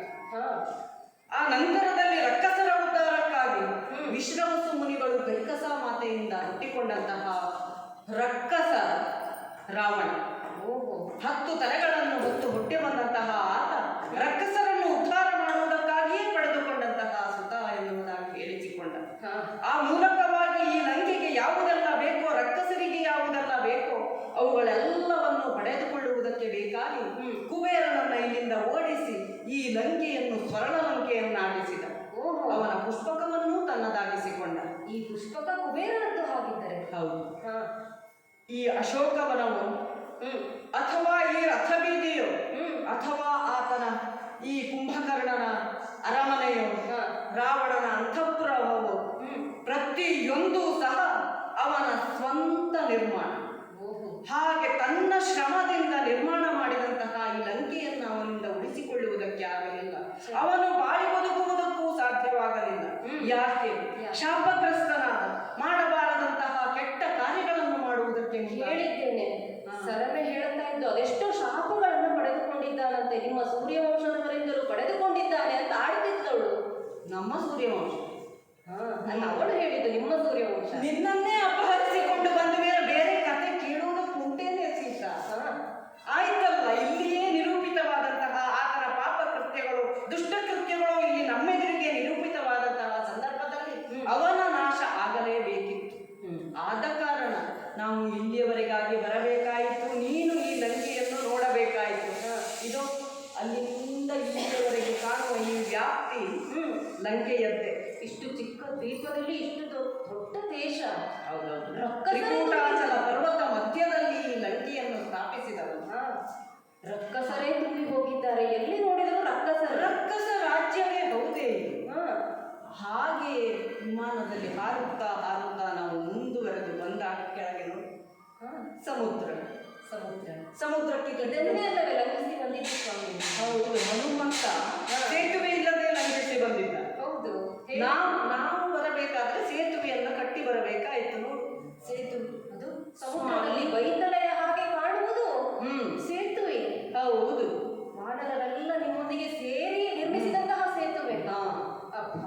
ಕಲ್ಲು ಅದೆಷ್ಟು ಮಣ್ಣು ಮರಗಳಿಂದ ವಿಸ್ತಾರವಾದದ್ದು. 100 ಯೋಜನ. ಆದರೆ ಸ್ವಾಮಿ, ನನಗಾಗಿ ಇಷ್ಟೆಲ್ಲ ಕಷ್ಟಪಟ್ಟಿರಲ್ವೋ? ಕಷ್ಟ ಎನ್ನುವುದು ಬದುಕಿನಲ್ಲಿ ನಾವು ಬರೆದುಕೊಂಡು ಬಂದದ್ದಲ್ಲ, ಅದು ಅನೂಚಾನವಾಗಿ ನಮ್ಮ ಕೆಲಸಕ್ಕೆ ಸಿಗುವಂಥದ್ದು. ಯಾವ ಸಂದರ್ಭದಲ್ಲಿ ಕಷ್ಟ ಎದುರಾಗುತ್ತದೆಯೋ ಅದನ್ನು ಎದುರಿಸಿ ನೋವುಗಳನ್ನು ನಿಗ್ರಹಿಸುವಂತಹ ಸಾಮರ್ಥ್ಯವನ್ನು ಪಡೆದುಕೊಳ್ಳುವಂಥದ್ದು. ಅದು ನಮಗೆ ಹಿರಿಯರು ಮಾಡಿಕೊಟ್ಟಂತಹ ಪುಣ್ಯ ಪಾಪದ ಫಲ. ಆ ಮೂಲಕವಾಗಿ ನಾವು ಇಲ್ಲಿಯವರೆಗಾಗಿ ಬಂದಿದ್ದೇವೆ. ಅದು ಕಷ್ಟ ನೋವು ಎನ್ನಿಸಲಿಲ್ಲ ಸೀತಾ. ಹಾಗೆಯೇ ಮುಂದುವರಿಯುತ್ತ ಸ್ವಾಮಿ, ಈ ಸೇತುವೆ ಆಗ ನಮಗೆ ಅವಶ್ಯಕತೆ ಇತ್ತು. ದುಷ್ಟ ಸಂಹಾರಕ್ಕಾಗಿ, ಯುದ್ಧಕ್ಕಾಗಿ, ಎಲ್ಲ ನಮ್ಮ ಕಾರ್ಯಗಳಿಗೆ ಅವಶ್ಯಕತೆ ಇತ್ತು. ಆದರೆ ಈಗ ನನಗೆ ಅನ್ನಿಸುತ್ತದೆ, ಈ ಸೇತುವೆಯಿಂದಾಗಿಯೇ ನಾವು ಈಗ ದುಷ್ಟರಿಂದ ಮತ್ತೆ ಎಲ್ಲಿ ನಾಶವಾಗುತ್ತೇವೋ ಎಂಬುದಾಗಿ, ಅಥವಾ ಶತ್ರುಗಳ ಒಂದು ಸೈನ್ಯ ಬಂದು ಇದರಿಂದಲೇ ನಮ್ಮನ್ನು ನಾಶಗೊಳಿಸಿದರೆ ಎಂಬ ಒಂದು ಆತಂಕ ಕಾಡುತ್ತಾ ಇದೆ ಸ್ವಾಮಿ. ಹಾಗಾಗಿ ಈ ಸೇತುವೆ ಅವಶ್ಯಕತೆ ಇನ್ನು ಇದೆ ಎಂದು ಸಂದೇಹ, ಆತಂಕ ಸತ್ಯವಾದದ್ದೇ ಹೌದು. ಆ ಕಾರಣಕ್ಕಾಗಿ ಇದು ಕತ್ತರಿಸುತ್ತ ಜನ ಹತ್ತದ ತೆರದಲ್ಲಿ. ಕತ್ತರಿಸುತ್ತ ಜನ ಹತ್ತದ ತೆರದಲ್ಲಿ ಹತ್ತದೆಯರು ಮತ್ತೈರಿದರು. ಉತ್ತಮನಿದೆ ವೈರವಣವ ನೋಡುತ್ತವೆ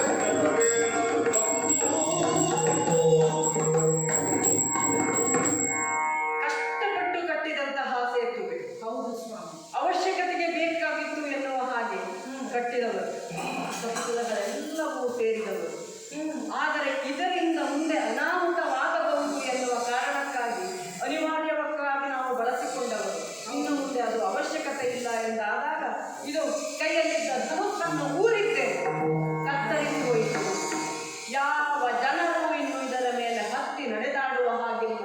ಅಲ್ಲಿಂದ ಇಲ್ಲಿಯವರೆಗೆ ದಾಟಿ ಇತ್ತ ಬರುವ ಹಾಗೆ ಇಲ್ಲ. ಇಲ್ಲಿಯವರು ಇಲ್ಲಿಯೇ, ಅಲ್ಲಿಯವರು ಅಲ್ಲಿಯೇ. ಸ್ವಾಮಿ, ಅದಕ್ಕೆ ಹೇಳುವುದೇನೋ, ಕುಂಬಾರನಿಗೆ ವರ್ಷದೊಂಡೆಗೆ ನಿಮಿಷ ಅಂತ. ಸತ್ಯವೇ. 5 ದಿನಗಳ ಕಾಲ ಶಿವನನ್ನ ಭಜಿಸಿ, ಸಮುದ್ರರಾಜನನ್ನ ಒಲಿಸಿಕೊಂಡು ಗಣಪತಿಯನ್ನ ಭಜಿಸಿ ಅಷ್ಟು ಕಷ್ಟಪಟ್ಟು ಸೇತುವೆಯನ್ನ ನಿರ್ಮಿಸಿದ್ದೆವು ಅಂತ ಆಡಿದ್ದೀರಿ. ಈಗ ಒಂದು ಕ್ಷಣದಲ್ಲಿ ಸೇತುವೆ ಉಂಟಾಗಿ ಹೋಯ್ತಲ್ಲ ಸ್ವಾಮಿ. ಯಾವುದೇ ಸಂದರ್ಭದಲ್ಲಿ ಆಗಲು ಆ ಸಂಕಷ್ಟ ಗಣಪತಿಯನ್ನು ಪೂಜಿಸದೆ ಹೋದರೆ ಸೇತುವೆ ನಿಲ್ಲುವುದಿಲ್ಲ ಎನ್ನುವುದು ನಮಗೆ ಅಂದು ಕಣ್ಣಿಗೆ ಗೋಚರಿಸಿದಂಥದ್ದು. ಅಂತಹ ಸಂದರ್ಭದಲ್ಲಿ ಯಾರನ್ನು ಪೂಜಿಸಿದರೂ ಸೇತುವೆ ನಿಲ್ಲಿಸಲಾಗಲಿಲ್ಲ. ಕೊನೆಯಲ್ಲಿ ಆ ಗಣಪತಿಯನ್ನು ಪ್ರತಿಷ್ಠಾಪಿಸಿ ಆತನಿಗೆ ಪೂಜೆ ಮಾಡಿದಂಥದ್ದು. ಅಂತಹ ಸಂದರ್ಭದಲ್ಲಿ ಆತನೇ ವರ ಕೊಟ್ಟನೋ ಎನ್ನುವ ಹಾಗೆ ಪ್ರತಿಯೊಬ್ಬರೂ ಕೌತುಕದಿಂದ ನೋಡುವ ಹಾಗೆ ನಮ್ಮ ಸೇತುವೆ ನಿರ್ಮಿತವಾದದ್ದು. ಅದೇ ಆತನೇ ಈಗಲೂ ಅದೇ ರೀತಿಯಲ್ಲಿ ಬುದ್ಧಿ ಕೊಟ್ಟಿದ್ದಾನೆ ಎನ್ನುವುದನ್ನು ನಾವು ತಿಳಿದುಕೊಳ್ಳಬೇಕೇ ವಿನಃ ಆ ಕುರಿತಾಗಿ ನಾವು ಚಿಂತಿಸುವುದು ತರವಲ್ಲ. ಮುಂದೆ ಸಾಗೋಣ. ನೋಡಿ, ನಾವು ಎಲ್ಲಿಯವರೆಗಾಗಿ ಬಂದಿದ್ದೇವೆ ಗೊತ್ತಾ? ಇದು ಮಹೇಂದ್ರಾಚಲ ಪರ್ವತ. ಇಲ್ಲಿಂದಲೇ ಅಂದು ಹನುಮಂತ ಹಾಗೆ ಅತ್ತ ಸಾಗಿತ್ತು. ಹಾಗೆಯೇ ಬಂದು ಇಲ್ಲಿ ನೋಡಿ, ಇಲ್ಲಿ ನಾವು 1 ವರ್ಷ ಮಳೆಗಾಲವನ್ನು ಕಳೆಯುವುದಕ್ಕಾಗಿ ಉಳಿದುಕೊಂಡಿದ್ದೆವು. ಪ್ರಸರವಣ ಪರ್ವತ.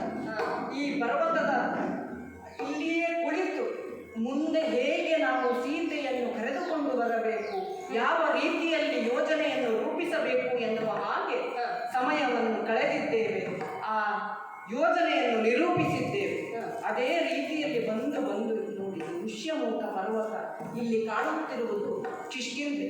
ಎಲ್ಲ ಕೈ ಬೀಸ್ತಾ ಇದ್ದಾರೆ, ಯಾರು ಅಂತ ಗೊತ್ತಾಗುವುದಿಲ್ಲ. ನೋಡುವ ಯಾರು ಅಂತ. ಕಾಣುತ್ತ ದೂರವಿರುವೆ ತಾರೆಯರ.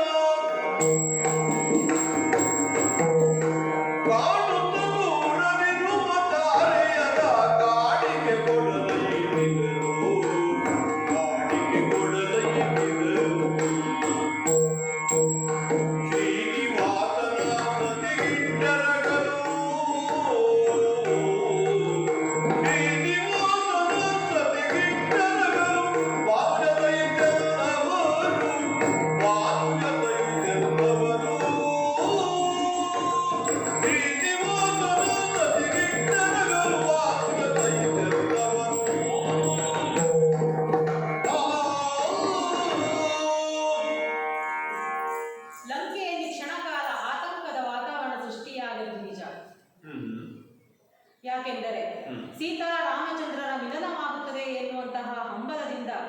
ಎಲ್ಲರೂ ಕಾಯುತ್ತಿದ್ದರು. ಆದರೆ ರಾಮನ ವರ್ತನೆಯಿಂದಾಗಿ ಅದು ಎಲ್ಲಿ ಹುಸಿಯಾಗುವುದೋ ಎನ್ನುವಂತಹ ಆತಂಕದ ವಾತಾವರಣ ಸೃಷ್ಟಿಯಾಗಿತ್ತು. ಆದರೆ ಸೀತಾಮಾತೆಯ ಅಗ್ನಿ ಪ್ರವೇಶದಿಂದಾಗಿ, ಎಲ್ಲ ದೇವತೆಗಳ ಹರಕೆಯಿಂದಾಗಿ, ಹಾಗೆಯೇ ಸೂರ್ಯವಂಶದ ಅರಸರ ಮಾತುಗಳಿಂದಾಗಿ ಮತ್ತೆ ಸೀತಾರಾಮರು ಒಂದಾದರಲ್ಲ. ಆ ಸಂತೋಷದ ಕ್ಷಣಗಳನ್ನು ನಾವು ಕಣ್ತುಂಬಿಕೊಂಡೆವು. ಹಾಗೆಯೇ ಇಂತಹ ಸಂತೋಷದ ಸಂದರ್ಭದಲ್ಲಿ ವಿಭೀಷಣ ಒಳ್ಳೆಯ ಭೋಜನವನ್ನು ಏರ್ಪಡಿಸಿದ್ದ. ಭೋಜನವನ್ನು ಸ್ವೀಕರಿಸಿ ಮತ್ತೆ ರಾಮ ಸೀತೆಯರು ಅಯೋಧ್ಯೆಗೆ ತೆರಳಬೇಕಲ್ಲ. ಹಾಗಾಗಿ ವಿಭೀಷಣ ಅವರಿಗೆ ಪುಷ್ಪಕ ವಿಮಾನದ ವ್ಯವಸ್ಥೆಯನ್ನು ಕೂಡ ಮಾಡಿದ. ಸೀತಾರಾಮನು ಲಕ್ಷ್ಮಣರು ಒಂದು ವಿಮಾನದಲ್ಲಿ ಕುಳಿತರೆ ಉಳಿದ ಎಲ್ಲ ವಾನರ ವೀರರಿಗಾಗಿ ಇನ್ನೊಂದು ಪುಷ್ಪಕ ವಿಮಾನವನ್ನು ವ್ಯವಸ್ಥೆ ಮಾಡಿದ. ಆದರೆ ಅಂತಹ ಸಂದರ್ಭದಲ್ಲಿ ನನಗೆ ಬಂದಂತಹ ಒಂದು ಯೋಚನೆ, ಸೀತಾಮಾತೆಯನ್ನು ಅರಸಿ ಬಂದಂತಹ ರಾಮನಿಗೆ ಅದೇ ಮಾರ್ಗದಲ್ಲಿ ಮತ್ತೆ ಅಯೋಧ್ಯೆಗೆ ಹಿಂತಿರುಗಬೇಕಲ್ಲ. ಸಮುದ್ರವನ್ನ ಉಲ್ಲಂಘಿಸಿ ಹೋಗಬೇಕಾದರೆ ಮತ್ತೆ ಕಿಷ್ಕಿಂಧೆ ಸಿಗುತ್ತದೆ. ಹಾಗಾಗಿ ಆ ನನ್ನ ದೇವರು ಕಿಷ್ಕಿಂಧೆಯಲ್ಲಿ ಒಂದು ದಿನ ನಮ್ಮೊಟ್ಟಿಗೆ ಉಳಿದರೆ ಎನ್ನುವಂತಹ ಯೋಚನೆ ನನಗೆ ಬಂದದ್ದು. ಹಾಗಾಗಿ ಆ ಪುಷ್ಪಕ ವಿಮಾನವನ್ನ ದಾಟಿ ಅದಕ್ಕಿಂತ ಮೊದಲೇ ನಾನು ಕಿಷ್ಕಿಂಧೆಗೆ ಬಂದು ನಿಂತಿದ್ದೇನೆ. ನನ್ನ ಪತ್ನಿಯರಾದಂತಹ ರುಮೆ ತಾರೆಯರಿಗೆ ಸೀತಾರಾಮರು ಬರುತ್ತಿದ್ದಾರೆ, ಎಲ್ಲ ಸಿದ್ಧತೆಗಳನ್ನ ಮಾಡಿಕೊಳ್ಳಿ ಅಂತ ಹೇಳಿದ್ದೇನೆ. ಎಲ್ಲರೂ ಕಾಣಿಕೆಗಳನ್ನ ಇಟ್ಟುಕೊಂಡು ರಾಮನ ಪದಕಮಲದಲ್ಲಿ ಇರಿಸಲು ಕಾತುರದಿಂದ ಕಾಯುತ್ತಾ ಇದ್ದಾರೆ. ಸೀತಾರಾಮನನ್ನು ನೋಡಲು ಹಂಬಲದಿಂದ ಕಾಯುತ್ತಿದ್ದಾರೆ. ಅದಕ್ಕಾಗಿ ಎಲ್ಲಾ ಪರಿವಾರವನ್ನ ಕಟ್ಟಿಕೊಂಡು ಕಿಷ್ಕಿಂಧೆಯ ತುತ್ತ ತುದಿಯಲ್ಲಿ ಬಂದು ನಿಂತಿದ್ದೇನೆ. ಅದು ಪುಷ್ಪಕ ವಿಮಾನ ಬಂದು ನಿಂತಿತಲ್ಲ. ಹಾಗಾಗಿ ನನ್ನ ದೇವರು ನನ್ನನ್ನು ಮಾತನಾಡಿಸ್ತಾನೆ ಎನ್ನುವಂತಹ ಒಂದು ಹಂಬಲದಿಂದ ಕೈ ಮುಗಿದುಕೊಂಡು ನಿಂತು ಬಿಡುತ್ತೇನಂತೆ. ಪುಣ್ಯಾತ್ಮ, ನಮ್ಮ ಜೊತೆಯಲ್ಲಿಯೇ ನೀನು ವಿಮಾನವನ್ನು ಏರಿದವು. ಎಷ್ಟು ಹೊತ್ತಿಗೆ ಇಲ್ಲಿ ಬಂದು ನಮ್ಮನ್ನು ಸ್ವಾಗತಿಸುವುದಕ್ಕಾಗಿ ನಿಂತೆ ಮಾರಾಯ. ದೇವರೇ, ಓ ಹರಿಯೇ ನೀ ಮತ್ಪುರದೊಳಗೆ ಸೇವೆಯ ನರಿದು ನಾಡೆಗೆ ಪಯಣಗೈವುದು. ಹರಿಯೇ ನೀ ಮತ್ಪುರದೊಳಗೆ ಸೇವೆಯ ನರಿದು ನಾಡೆಗೆ ಪಯಣಗೈವುದು.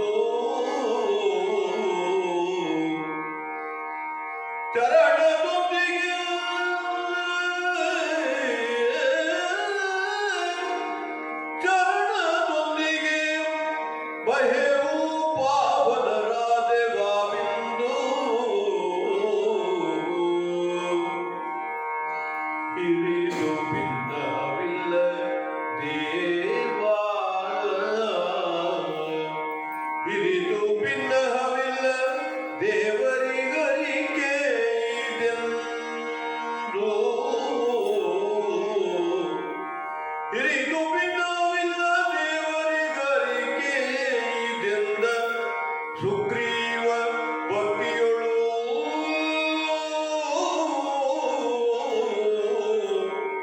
ಹರಿಯೇ ಮತ್ಪುರದೊಳಗೆ ಸೇವೆಯ ನರಿದು ನಾಡೆಗೆ ಪಯಣಗೈಯುವುದು.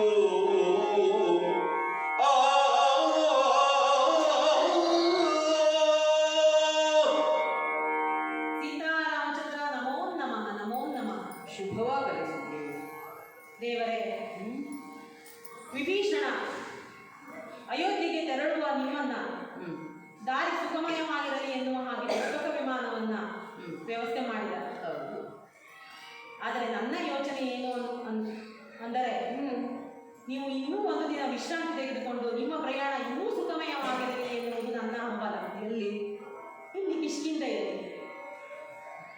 ಹಾಗಾಗಿ ದೇವರೇ, ಇಲ್ಲಿ ನಮ್ಮ ಕಪಿಸ್ತ್ರೀಯರು ನಿಮ್ಮನ್ನ ಸ್ವಾಗತಿಸಲಿಕ್ಕೆ ಕಾಯ್ತಾ ಇದ್ದಾರೆ. ಕಾಣಿಕೆಗಳನ್ನ ಸಿದ್ಧಪಡಿಸಿಕೊಂಡಿದ್ದಾರೆ. ಇಡೀ ಕಿಷ್ಕಿಂಧೆಯನ್ನೇ ಶೃಂಗಾರಗೊಳಿಸಿದ್ದಾರೆ. ಸೀತಾರಾಮರನ್ನ ಕಣ್ತುಂಬಿಕೊಳ್ಳಬೇಕು ಎನ್ನುವಂತಹ ಮಹದಾಸೆ ಎಲ್ಲರಿಗೂ ಉಂಟು. ಸ್ವಾಮಿ, ನನ್ನ ನಿನ್ನ ಸತ್ಯವಾದದ್ದು ಇದೇ ಕಿಷ್ಕಿಂಧೆಯಿಂದ ಅನತಿ ದೂರದಲ್ಲಿರುವ ಕೃಷ್ಣಮುಖದಲ್ಲಿ. ತದನಂತರದಲ್ಲಿ ಈ ವಾನರ ಸೇನೆಯನ್ನ ಅವರ ಆಡಳಿತವನ್ನ ನನ್ನ ಕೈಗೆ ಒಪ್ಪಿಸಿದ್ದಿ. ಅಂತಹ ಮಹತ್ ಕಾರ್ಯವನ್ನು ಮಾಡಿದ್ದೀನಿ. ನಿನ್ನ ಕಾರುಣ್ಯ ನಮ್ಮ ಮೇಲೆ ಸದಾ ಇರುತ್ತದೆ ಎನ್ನುವಂತಹ ನಂಬಿಕೆ ಭರವಸೆ ಎಲ್ಲ ನಮಗುಂಟು. ಆದರೆ ದೇವರೇ ನಮ್ಮ ಸ್ಥಳಕ್ಕೆ ಆಗಮಿಸುತ್ತಾರೆ ಅಂತ ಆದರೆ ಅದಕ್ಕಿಂತ ಸಂತೋಷ ಬೇರೊಂದುಂಟೆ. ಹಾಗಾಗಿ ನಮ್ಮ ಜೊತೆ ನಮ್ಮ ದೇವರು ಒಂದು ದಿನ ಕಳೆಯಲಿ ಎಂಬುದು ನಮ್ಮ ಆಸೆ. ಆದರೆ ಆ ದಿನ ನೀನು ಆಡಿದ್ದೆ.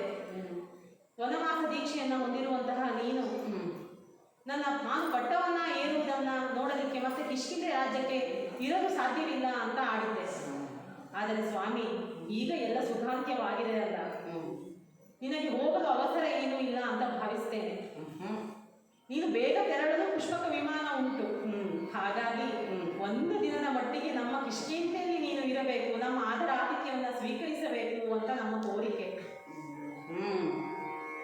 ಸುಗ್ರೀವ, ನಿನ್ನ ಒತ್ತಾಯಕ್ಕೆ ಮಣಿಯಬಹುದಿತ್ತು. ಆದರೆ ಅಲ್ಲಿ ಒಬ್ಬ ಊಟ ಹಾಕ್ತೇನೆ ಅಂತ ಊಟ ಕೊಡಿಸಿದ. ನೀವೆಲ್ಲ ಸಮಯ ನೋಡಲಿಲ್ಲ ಎಂತ ಇಲ್ಲ, ಊಟ ಮಾಡ್ತಾ ಕೊಡುತ್ತೀರಿ. ಆ ಸಮಯವನ್ನು ತೆಗೆದುಕೊಂಡಿದ್ದರೆ ನಿಮ್ಮ ಮನೆಯಲ್ಲಿ ಉಳಿಬಹುದಿತ್ತು. ಅಲ್ಲಿ ಊಟ ಮಾಡುತ್ತಾ ಕುಳಿತೀರಿ ನೀವು. ಈಗಿಲ್ಲಿ ಸಮಯ ವಿಷಯ ತಿಳಿಸಿ ಬರಬೇಕಿತ್ತು ಸ್ವಾಮಿ. ಇಲ್ಲ, ಹಾಸ್ಯಕ್ಕಾಗಿ ಆಡಿದ್ದೇನೆ ಸುಗ್ರೀವ.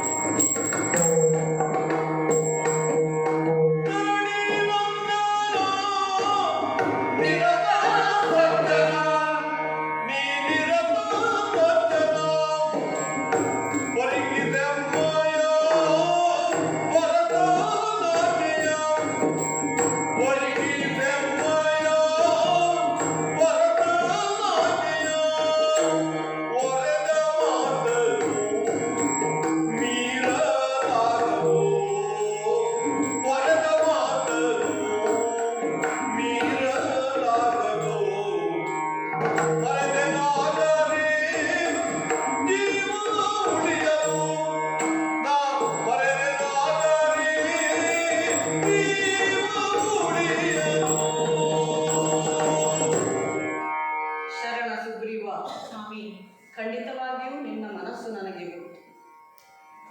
ಮನಸ್ಸು ತುಂಬಿ ಬಂದು ಹೀಗೆ ಆಡುತ್ತಿದ್ದೀಯೇ ಎನ್ನುವುದು ನನಗೆ ಖಂಡಿತವಾಗಿಯೂ ತಿಳಿದಿದೆ. ಆದರೆ ಈ ಸಂದರ್ಭದಲ್ಲಿ ನೀನೂ ಸಹ ಸಹೋದರ ಬಾಂಧವ್ಯವನ್ನು ಕಂಡವನು ಉಂಡವನು. ಆ ಬಾಂಧವ್ಯ ಎನ್ನುವುದು ಹೇಗಿರುತ್ತದೆ ಎನ್ನುವುದು ನಿನಗೆ ತಿಳಿದಿದೆ, ಅರಿವಿಗೆ ಬಂದಿದೆ ಎನ್ನುವುದನ್ನು ನಾನು ಮನಗಂಡಿದ್ದೇನೆ. ನಾವು ಒಂದು ಕಾಲದಲ್ಲಿ ವಾಲಿ ಸುಗ್ರೀವರು ಇದ್ದರೆ ಹೀಗಿರಬೇಕು, ಸಹೋದರರು ಹೀಗಿದ್ದರೆ ಇರಬೇಕು ಎನ್ನುವಂತೆ ಲೋಕಕ್ಕೆ ಮಾದರಿಯಾಗಿದ್ದೆವು. ಹಾಗೆಯೇ ಈಗಲೂ ನನ್ನ ಸಹೋದರನನ್ನ ಬರುವಿಕೆಗಾಗಿ ಅಲ್ಲಿ ಕಾಯುತ್ತಾ ಇದ್ದಾನೆ. ಭರತ ಅಂದು ಚಿತ್ರಕೂಟದಲ್ಲಿ ನನ್ನ ಪಾದುಕೆಯನ್ನು ತೆಗೆದುಕೊಂಡು ಹೊರಡುವಂತಹ ಸಂದರ್ಭದಲ್ಲಿ ಆತ ಹೇಳಿದ್ದು ಒಂದೇ ಮಾತು: 14 ವರ್ಷ ಕಳೆದು ಸೂರ್ಯೋದಯದ 9 ಗಳಿಗೆಯನ್ನು ಮಾತ್ರ ಕಾಯುತ್ತೇನೆ. ರಾಮ ಪಾದದರ್ಶನ ಕಾಣಲಿಲ್ಲ ಅಂತಾದರೆ ಅಗ್ನಿ ಪ್ರವೇಶ ಮಾಡುತ್ತೇನೆ. ಆ ಮಾತನ್ನು ಆತ ಮರೆಯುವುದಿಲ್ಲ ಎನ್ನುವುದು ಆತನ ಸಹೋದರನಾಗಿ ನನ್ನ ಹೃದಯಕ್ಕೆ ಗೊತ್ತು. ಆದ್ದರಿಂದ ಆ ಮಾತನ್ನು ಆತ ಮೀರುವುದಿಲ್ಲ. ಆ ಸಮಯದ ಒಳಗೆ ನಾನು ಅಲ್ಲಿಗೆ ತಲುಪಲೇಬೇಕು. ಆದ್ದರಿಂದ ಈ ನಿನ್ನ ಒತ್ತಾಯಕ್ಕೆ ನಾನು ಮಣಿಯಲಾರೆ. ಸದಾ ನಾನು ನಿಮ್ಮೆಲ್ಲರ ಸಹಕಾರಕ್ಕೆ ಕೃತಜ್ಞನಾಗಿದ್ದೇನೆ. ಅಷ್ಟೇ ಅಲ್ಲದೆ ನಿಮ್ಮೆಲ್ಲರನ್ನು ಜೊತೆಗೆ ಕರೆದುಕೊಂಡು ಹೋಗುತ್ತಿದ್ದೇನೆ ಅಯೋಧ್ಯೆಗೆ. ಅದಕ್ಕಿಂತ ಸಂತೋಷ ಇನ್ನೇನು ಬೇಕು? ಬೇಸರ ಮಾಡಿಕೊಳ್ಳಬೇಡ, ಹೋಗುವುದಕ್ಕೆ ಅಪ್ಪಣೆಯನ್ನು ಕೊಡು. ದೇವರಾಲಿ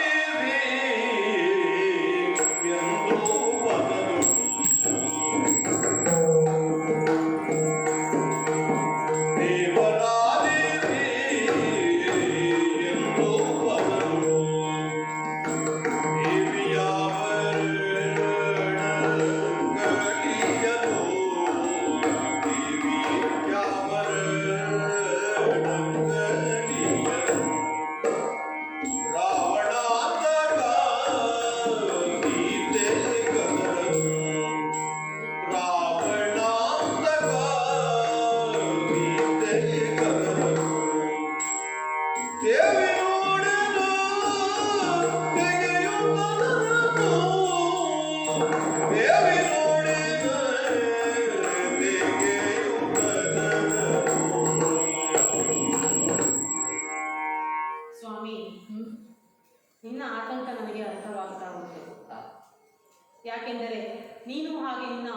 ಬಾಂಧವ್ಯ ಹೇಗುಂಟು ಅಂತ ನಾನು ನೋಡಿದ್ದೇನೆ. ಇಷ್ಟು ದಿನಗಳ ಕಾಲ ನೀನು ಲಕ್ಷ್ಮಣರನ್ನ ಒಟ್ಟಿಗೆ ನೋಡಿದ್ದೇನಲ್ಲ, ಹಾಗೆಯೇ ಶತ್ರುಘ್ನ ಭರತರು ಎಲ್ಲರೂ ಕೂಡ ನೀವು ಹೇಗಿದ್ದೀರಿ ಅನ್ನುವುದು ನನ್ನ ಅರಿವಿಗೆ ಉಂಟು. ಭಾತೃತ್ವದ ಬಾಂಧವ್ಯ ನಿಮ್ಮನ್ನ ನೋಡಿ ಕಲಿಯಬೇಕು. ಹಾಗೆಯೇ ನಿನಗೊಂದೇ ಆ ಭಾವನೆ ಇಲ್ಲ, ಅವರೂ ಕೂಡ ಸದಾ ನಿನ್ನನ್ನೇ ಸೇವಿಸುತ್ತಾ ಬಂದವರು, ಅವರೂ ಕೂಡ ಅಷ್ಟೇ ಬಾಂಧವ್ಯದಿಂದ ಇದ್ದಾರೆ, ಅದೇ ಭಾವನೆಯನ್ನ ಇಟ್ಟುಕೊಂಡಿದ್ದಾರೆ. ಅದಕ್ಕಾಗಿಯೇ ಅವರ ಮಾತನ್ನು ನನಗೂ ಮೀರಲಾಗದು. ಹಾಗಾಗಿ ನೀನು ಸಮಯಕ್ಕೆ ಸರಿಯಾಗಿ ಅಲ್ಲಿಗೆ ಹೋಗದಿದ್ದರೆ ಭರತ ಅಗ್ನಿ ಪ್ರವೇಶವನ್ನು ಮಾಡಿಯ. ಅದಕ್ಕಾಗಿಯೇ ನಾನು ಹೆಚ್ಚಾಗಿ ಒತ್ತಾಯಿಸುವುದಿಲ್ಲ, ಆಕ್ಷೇಪಿಸುವುದಿಲ್ಲ ನಿನ್ನನ್ನು. ಆದರೆ ಇನ್ನೂ ಒಂದು ಸಣ್ಣ ಕರ್ತವ್ಯ ನನಗೆ ಉಂಟು ಸ್ವಾಮಿ. ನೀನು ಸೀತೆಯನ್ನ ಆರಿಸಿಕೊಂಡು ಬಂದಂತಹ ಸಂದರ್ಭದಲ್ಲಿ, ನಮ್ಮಿಬ್ಬರ ಸಖ್ಯವಾದಂತಹ ಸಂದರ್ಭದಲ್ಲಿ ಒಂದು ಬಟ್ಟೆಯ ಗಂಟನ್ನು ನಿನ್ನ ಕೈಗೆ ಇಟ್ಟಿದ್ದೆ. ಅದರಲ್ಲಿರುವಂತಹ ಆಭರಣಗಳು ಸೀತಾಮಾತೆಯದು ಎಂದು ಅಂತ ಕೇಳಿದೆ. ನಿನ್ನ ಕಣ್ಣು ಆಗ ತುಂಬಿಕೊಂಡದ್ದನ್ನು ನಾನು ನೋಡಿದ್ದೇನೆ. ಹಾಗೆಯೇ ಲಕ್ಷ್ಮಣ ದೇವ ಕಾಲುಂಗರವನ್ನ ನೋಡಿ ಇವೆಲ್ಲವೂ ಸೀತಾಮಾತೆಯ ಆಭರಣಗಳು ಎಂದು ಅಂತ ಆಡಿದ್ದ. ಆದರೆ ನೀನು ಹೇಳಿದ್ದೆ, ಧರಣಿಜಿಯಾದಂತಹ ಸೀತೆ ಇವನ್ನೆಲ್ಲವನ್ನು ಧರಿಸುವಂತಹ ಯೋಗ ಇದ್ದರೆ ನನಗೆ ಸಿಗುತ್ತಾಳೆ ಅಂತ. ಈಗ ಆ ಮಾತು ನಿಜ ಆಯ್ತಲ್ಲ ಸ್ವಾಮಿ. ಸೀತಾಮಾತೆ ಮತ್ತೆ ಸಿಕ್ಕಿದ್ದಾಳೆ, ಈ ಎಲ್ಲ ಆಭರಣವನ್ನು ಅವಳು ಧರಿಸ್ತಾಳೆ. ಹಾಗಾಗಿ ಚಿನ್ನದ ಹರಿವಾಣದಲ್ಲಿ ಇವೆಲ್ಲವನ್ನು ಇಟ್ಟಿದ್ದೇನೆ. ಸೀತಾಮಾತೆ ಸಿಗುವವರೆಗೂ ಇದು ನಿನ್ನ ಕೈಯಲ್ಲೇ ಇರಲಿ ಅಂತ ಹೇಳಿ ಹೋಗಿದ್ದೆ. ಈಗ ನಿಮ್ಮಿಬ್ಬರನ್ನು ನಾವು ಕಣ್ತುಂಬಿಕೊಂಡಿದ್ದೇವೆ, ನೋಡಿ ಸಂತೋಷಗೊಂಡಿದ್ದೇವೆ. ಇಡೀ ಕಿಷ್ಕಿಂದೆಯೇ ಸಂತೋಷಗೊಂಡಿದೆ. ಹಾಗಾಗಿ ಈ ಆಭರಣದ ಜೊತೆಗೆ ನಾವು ಕೊಟ್ಟಂತಹ ಕಾಣಿಕೆಗಳನ್ನು ಸ್ವೀಕರಿಸಬೇಕು ಅಂತ ನನ್ನ ಕೋರಿಕೆ. ಹಾಗೆಯೇ ನಿನ್ನ ಆಶೀರ್ವಾದ ಸದಾ ನಮ್ಮ ಮೇಲಿರಲಿ ಅಂತ ಕೇಳಿಕೊಳ್ತಾ ಇದ್ದೇನೆ ಸ್ವಾಮಿ. ಸ್ವಾಮಿ, ಸೀತಾ, ನಾನಂದು ಎಸೆದ ಆಭರಣದ ಗಂಟಲ್ಲವೇ ಇದು? ತೆಗೆದುಕೋ.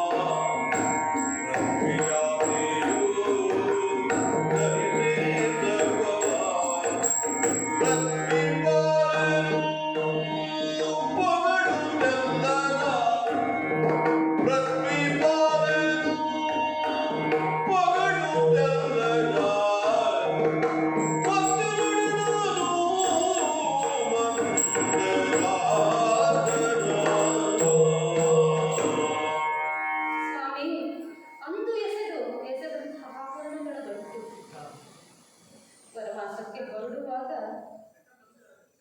ನಿಯಮದಂತೆ ನಾರುಡಿಗೆ ನುಟ್ಟು ಪಟ್ಟೆ ಸೀರೆಗಳನ್ನೆಲ್ಲ ತೆಗೆದು ಆಭರಣಗಳನ್ನೆಲ್ಲ ಅರಮನೆಯಲ್ಲಿ ತೆಗೆದಿರಿಸಿ ಬಂದವಳು ನಾನು. ಒಂದನ್ನು ಇರಿಸಿಕೊಂಡಿದ್ದೆ ಸ್ವಾಮಿ, ಚೂಡಾಮಣಿ.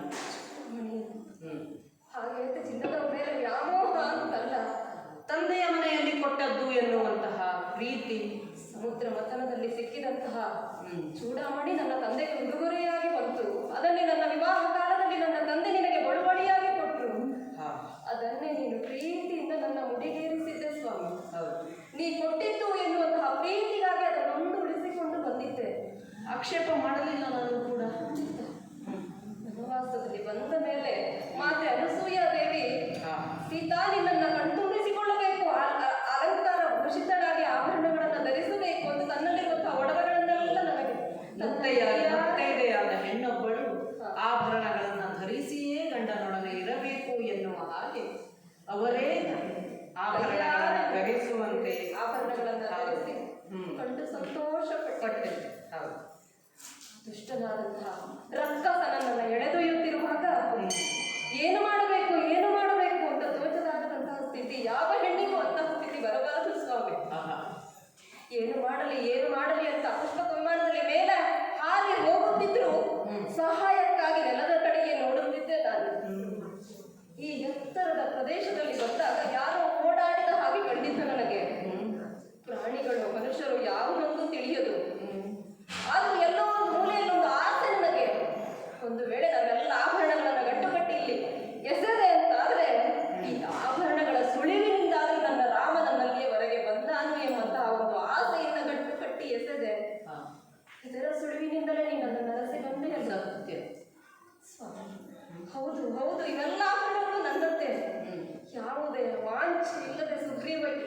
ಆಭರಣಗಳನ್ನು ನನಗೆ ಹಿಂತಿರುಗಿಸಿ ಕೊಟ್ಟನಲ್ಲ.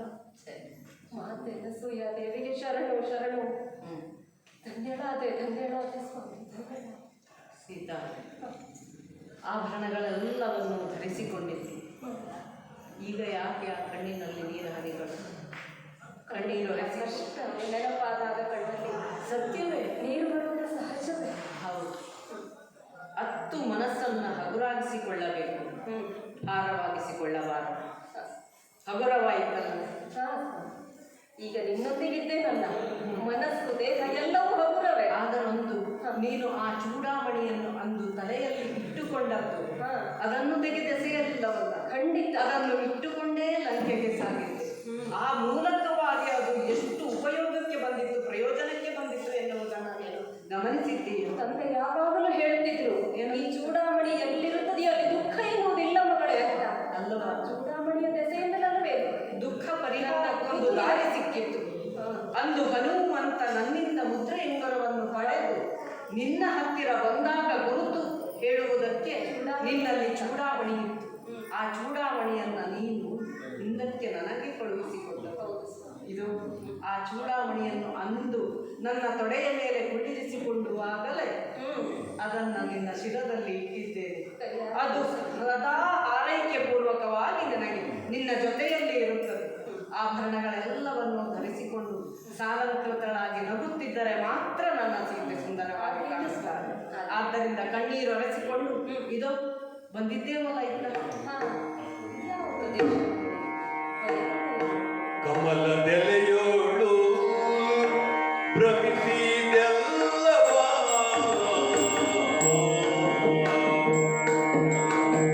ಕಮಲದೆಲೆಯೋಳು ಭ್ರಮಿಸಿದೆಲ್ಲವಾ ನಿಮಿಕುಲಾಂಗನೆ ಎಂದ ರಾಘವ ನಿಮಿಕುಲಾಂಗನೆ ಎಂದ ರಾಘವ ಭ್ರಮರಕೇಶಿನಿ ಶಬರಿ ಕಥೆಯನು ಭ್ರಮರಕೇಶಿನಿ ಶಬರಿ ಕಥೆಯನು ಅವರೊಂದೆನು ಬೇಡದರನು ಅವರೊಂದೆನು ಬೇಡದರನು. ಸೀತಾ, ಸ್ವಾಮಿ ಮತ್ತೆ ವಿಮಾನವನ್ನೇರಿದ್ದೇವೆ. ಹಾಗೆಯೇ ಮುಂದುವರಿದು ಬಂದಾಗ ನೋಡಲ್ಲಿ ಕಾಣುತ್ತಿರುವುದು ಪಂಪಾ ಸರೋವರ. ಯಾವ ಆಭರಣಗಳನ್ನು ಕಂಡು ನಿನ್ನ ಕಣ್ಣು ತುಂಬಿತೋ ಅದೇ ರೀತಿಯಲ್ಲಿ ಅಂದು ನನಗೆ ಈ ಸರೋವರದಲ್ಲಿರುವ ಕಮಲದ ಎಲೆಯಲ್ಲಿ ನಿನ್ನ ಮುಖವನ್ನು ಕಂಡು ಭ್ರಮಿತನಾಗಿದ್ದೆ. ಸೀತೆಯೇ ಅಲ್ಲಿದ್ದಾಳೆ ಎನ್ನುವ ಹಾಗೆ ಭ್ರಮಿಸಿ ನನ್ನನ್ನೇ ನಾನು ಮರೆತು ಹೋಗಿ ದುಃಖಿಸುತ್ತಿರುವಂತಹ ಸಂದರ್ಭದಲ್ಲಿ ನಾವು ಯಾವ ಕಾರ್ಯಕ್ಕಾಗಿ ಬಂದಿದ್ದೇವೆ ಎನ್ನುವ ಹಾಗೆ ಜೊತೆಯಲ್ಲಿದ್ದ ಲಕ್ಷ್ಮಣ ಎಚ್ಚರಿಸಿದ್ದ. ಆ ಸಂದರ್ಭ ಈಗ ನೆನಪಾಯಿತು ನೋಡು. ಈ ಪಂಪಾ ತೀರದ ಸಮೀಪದಲ್ಲಿಯೇ ಇರುವುದು ಮತಾಂಗ ಆಶ್ರಮ. ಹೌದೇ? ಅಲ್ಲಿ ಶಬರಿ ಎನ್ನುವವಳಿದ್ದಳು. ಈ ರಾಮನ ಬರುವಿಕೆಗಾಗಿ ಅದೆಷ್ಟೋ ಕಾಲದಿಂದ ಕಾಯುತ್ತಾ ಫಲವನ್ನು ಕಾದಿರಿಸಿ ಯಾವ ಫಲ ಈ ರಾಮನ ಬಾಯಿಗೆ ಬಿದ್ದು ಆತ ಸಂತುಷ್ಟಿಯಾದ ಎನ್ನುವ ಹಾಗೆ ಅವಳಿಗೆ ಸಮಾಧಾನವಾಯಿತು. ಆ ಸಂದರ್ಭದಲ್ಲಿ ನನ್ನ ಪಾದದಲ್ಲಿ ಮೋಕ್ಷವನ್ನು ಪಡೆದುಕೊಂಡಳು. ಅವಳಿಗೆ ಸಲ್ಲಬೇಕಾದಂತಹ ಎಲ್ಲ ಸಂಸ್ಕಾರವನ್ನು ಮುಗಿಸಿ ಆ ನಂತರದಲ್ಲಿ ಇಲ್ಲಿಂದಲೇ ನಮ್ಮ ಕಾರ್ಯ ಪ್ರಾರಂಭವಾದದ್ದು. ಅವಳೇ ನಮಗೆ ಎಲ್ಲ ಸೂಚನೆಯನ್ನು ಇತ್ತವಳು. ಋಷ್ಯಮುಖದಲ್ಲಿರುವಂತಹ ಸುಗ್ರೀವ ನಿಮಗೆ ಜೊತೆಯಾಗುತ್ತಾನೆ, ಆ ನಂತರದಲ್ಲಿ ಎಲ್ಲ ಕೆಲಸಗಳು ಸುಸೂತ್ರವಾಗಿ ಸಾಗುತ್ತಾ ಹೋಗುತ್ತವೆ ಎನ್ನುವ ಹಾಗೆ. ಹಾಗೆಯೇ ಈ ಮತಂಗಾಶ್ರಮದಿಂದ ಇತ್ತ ಕಡೆ ಬಂದಾಗ ನೋಡಲಿ ಕಬಂಧ ಎನ್ನುವಂತಹ ಒಬ್ಬ ಗಂಧರ್ವ ಪುರುಷ ರಕ್ಕಸನಾಗಿ ಇದ್ದ. ಆತನಿಗೆ ದೇಹ ಯಾವುದೂ ಇಲ್ಲ, ಹೆಸರೇ ಹೇಳುವಂತೆ ಉದ್ದವಾದಂತಹ ಬಾಹುಗಳು. ಆ ಬಾಹುಗಳಿಂದ ನಮ್ಮನ್ನು ಆಕ್ರಮಿಸುವುದಕ್ಕೆ ಬಂದ. ಬಾಹುಗಳನ್ನು ಕತ್ತರಿಸಿ ಆ ಗಂಧರ್ವನಿಗೆ ಅವನ ಮೂಲ ಸ್ವರೂಪವನ್ನು ಒದಗಿಸಿಕೊಡುವಲ್ಲಿ ನಮಗೆ ಶಕ್ತವಾಯಿತು. ಹಾಗೆಯೇ ಮುಂದುವರಿದು ಬಂದಾಗ ಇದು ನೋಡು, ಇದು ಪಂಚವಟಿಯ ಕ್ಷೇತ್ರ.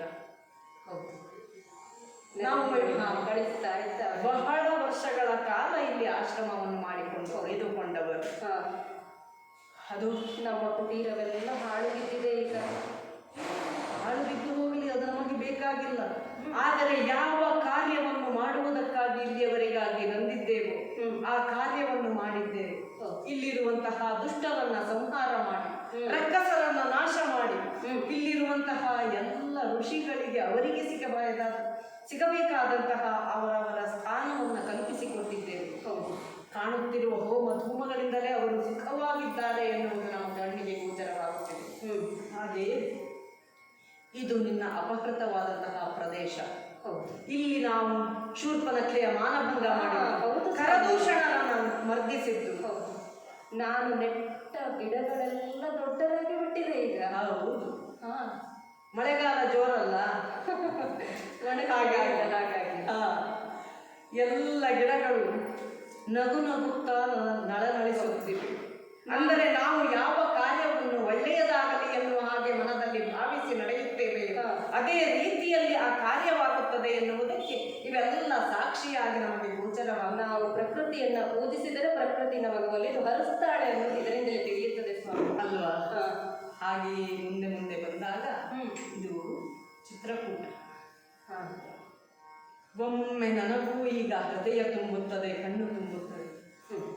ಚಿತ್ರಕೂಟದಲ್ಲಿ ಯಾವಾಗ ಬಂದು ಉಳಿದುಕೊಂಡೆವು ಆ ಸಂದರ್ಭದಲ್ಲಿ ಭರತ ಬಂದ ತಂದೆಯವರ ಮರಣದ ಸುದ್ದಿಯನ್ನು ತಿಳಿಸಿದ. ಆಘಾತದ ಸುದ್ದಿಯೇ ಆಗಿತ್ತು ಖಂಡಿತವಾಗಿ. ಏನು ಮಾಡೋಣ, ಎಲ್ಲವೂ ನಮ್ಮ ಹಣೆ ಬರಹ ಎನ್ನುವ ಹಾಗೆ ಆ ಸಂದರ್ಭದಲ್ಲಿ ಏನು ಮಾಡಬೇಕಿತ್ತು ಅದೆಲ್ಲವನ್ನು ಮಾಡಿದ್ದೇವೆ. ಖಂಡಿತ. ಮುಂದುವರಿದು ಬಂದಾಗ ಭಾರದ್ವಾಜ ಮೇಲೆತ್ತಿ ನೋಡುತ್ತಿದ್ದಾರೆ ನಮ್ಮ ಕಡೆ. ಸ್ವಾಮಿ, ವಾ, ಇಲ್ಲೆಲ್ಲ ಬಯಲು ಬಯಲು ಕಾಣ್ತಾ ಉಂಟು, ಮರಗಳೆಲ್ಲ ಉರುಳಿ ಉರುಳಿ ಬಿದ್ದಿದೆ. ಈ ಪ್ರದೇಶವನ್ನೆಲ್ಲ ನೋಡಿದ ನೆನಪು ನನಗೆ. ಹೌದು, ಹಾ, ಅದೇ ಇದು. ಯಾವುದು? ನಾನು ಪುಷ್ಪಕ ವಿಮಾನದಲ್ಲಿ ನನ್ನನ್ನು ಅಪಹರಿಸಿಕೊಂಡು ಹೋಗುತ್ತಿರುವಂತಹ ಸಂದರ್ಭದಲ್ಲಿ ಒಂದು ಪಕ್ಷಿ ನನ್ನನ್ನು ಕಾಪಾಡಿದ ಇದೇ ಸ್ಥಳ ಅಂತ ಅನ್ನಿಸುವುದು ನನಗೆ. ಹೌದು,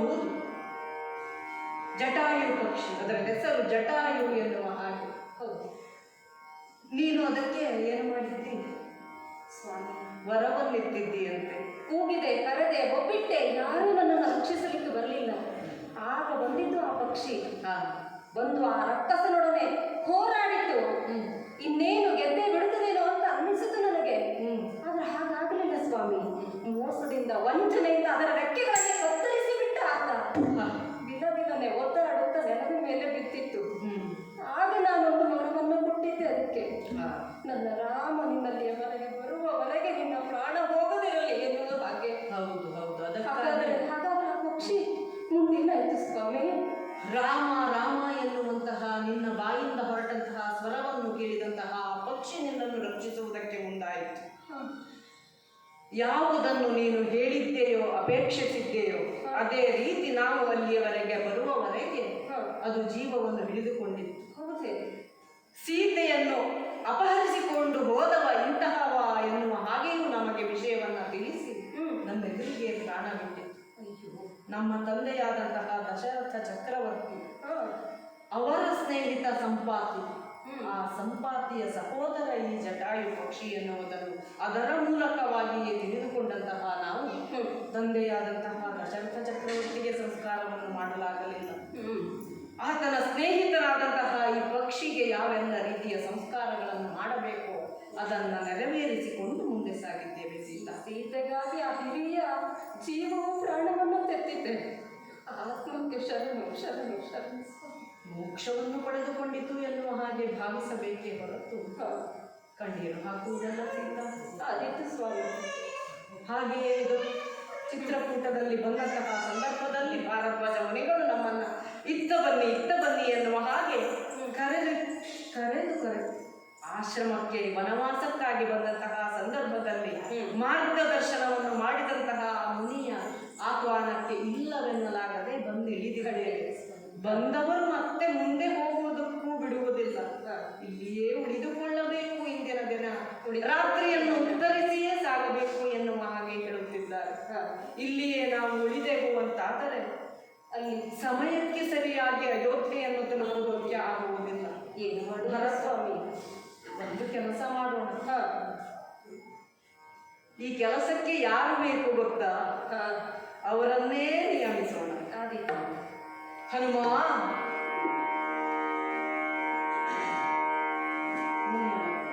ಶ್ರೀರಾಮಚಂದ್ರ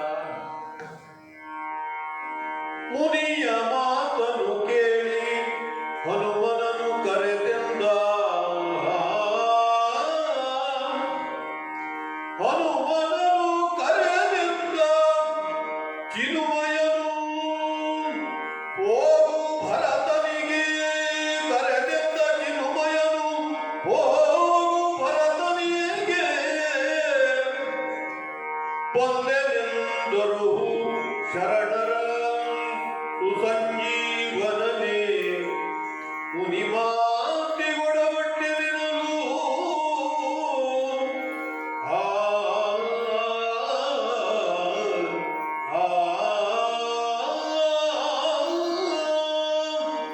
ಹನುಮ, ಶ್ರೀರಾಮಚಂದ್ರ ಪ್ರಭು. ಅಂದು ಪಂಪಾ ಸರೋವರದ ತೀರದಲ್ಲಿರುವ ನಮ್ಮನ್ನ, ನಮ್ಮ ಭಾರವನ್ನ ಹೆಗಲ ಮೇಲೆ ಹೊತ್ತು ಮೇಲೆ ಸಾಗಿದವರೇನು. ಇಂದು ನಮ್ಮ ಮನಸ್ಸಿನ ಭಾರವನ್ನ ಇಳುಕುವುದಕ್ಕೂ ನೀನೇ ಬೇಕಾಯ್ತಲ್ಲ. ನಾನು ಧನ್ಯ ಅಂತ ಭಾವಿಸಿಕೊಳ್ತೇನೆ. ಆಪತ್ ಬಾಂಧವನಾಗಿ ಒದಗುವಂತಹ ನೀನು ಈ ಸಂದರ್ಭದಲ್ಲಿ ಇನ್ನೊಂದು ಕೆಲಸವನ್ನ ಮಾಡಿಕೊಡಬೇಕು ಎನ್ನುವ ಹಾಗೆ ನಿನ್ನಲ್ಲಿ ವಿನಂತಿಸಿಕೊಳ್ಳುತ್ತೇನೆ. ಯಾಕೆ ಬಂದೆ? ದೇವರೇ, ಓ, ಸದಾ ನಿನ್ನ ಸೇವೆಗಾಗಿ ನನ್ನನ್ನು ನಾನು ಒಪ್ಪಿಸಿಕೊಂಡವ. ಯಾಕೆಂದ್ರೆ ಯಾವತ್ತೂ ನಿನ್ನ ಸಂದರ್ಶನ ಆಯಿತು, ಆವತ್ತು ಹನುಮನಿಗಂತೂ ಹೊಸ ಹುಟ್ಟು ಮರು ಹುಟ್ಟು ಆದದ್ದು ಸತ್ಯ. ಅಲ್ಲದೆ ಹೋದರೆ ಯಾವತ್ತೋ ಋಷಿಗಳು ಕೊಟ್ಟಂತಹ ಶಾಪ ಅದು ರಾಮದರ್ಶನದಿಂದ ಪರಿಮಾರ್ಜನೆ ಆಗುತ್ತದೆ. ಹನುಮನ ಸ್ವಸಾಮರ್ಥ್ಯ ಏನು ಎನ್ನುವುದು ಅರಿವಿಗೆ ಬರ್ತದೆ ಅಂತಾದ್ರೆ, ತಾಯಿ ಕೊಟ್ಟದ್ದು ಒಂದು ಹುಟ್ಟಾದ್ರೆ ಶ್ರೀರಾಮಚಂದ್ರ ಕೊಟ್ಟದ್ದು ಮರು ಹುಟ್ಟು ನನಗೆ. ಅದಲ್ಲದೆ ಹೋದ್ರೆ ಉದ್ಗರಿಸಿದ್ರು ಆ ಕಾಲಕ್ಕೆ. ಹಾರಿದನು ಲಂಕೆಯನ್ನು ಬಿಟ್ಟು 700 ಯೋಜನ ಮಾತ್ರ. 100 ಯೋಜನವನ್ನ ಹಾರಲಿಕ್ಕೆ ಲೆಕ್ಕಾಚಾರ ಹಾಕ್ತಾ ಇದ್ರು ನಮ್ಮಲ್ಲಿ. ಯಾರಿಗೂ ಶಕ್ತಿ. ನೀನು ಲೆಕ್ಕಾಚಾರ ತಪ್ಪಿ 700 ಯೋಜನ ಹಾರಿದೆ. ತೃಣಬಿಂದುವಿನ ಆಶ್ರಮಕ್ಕೆ ಹೋದೆ.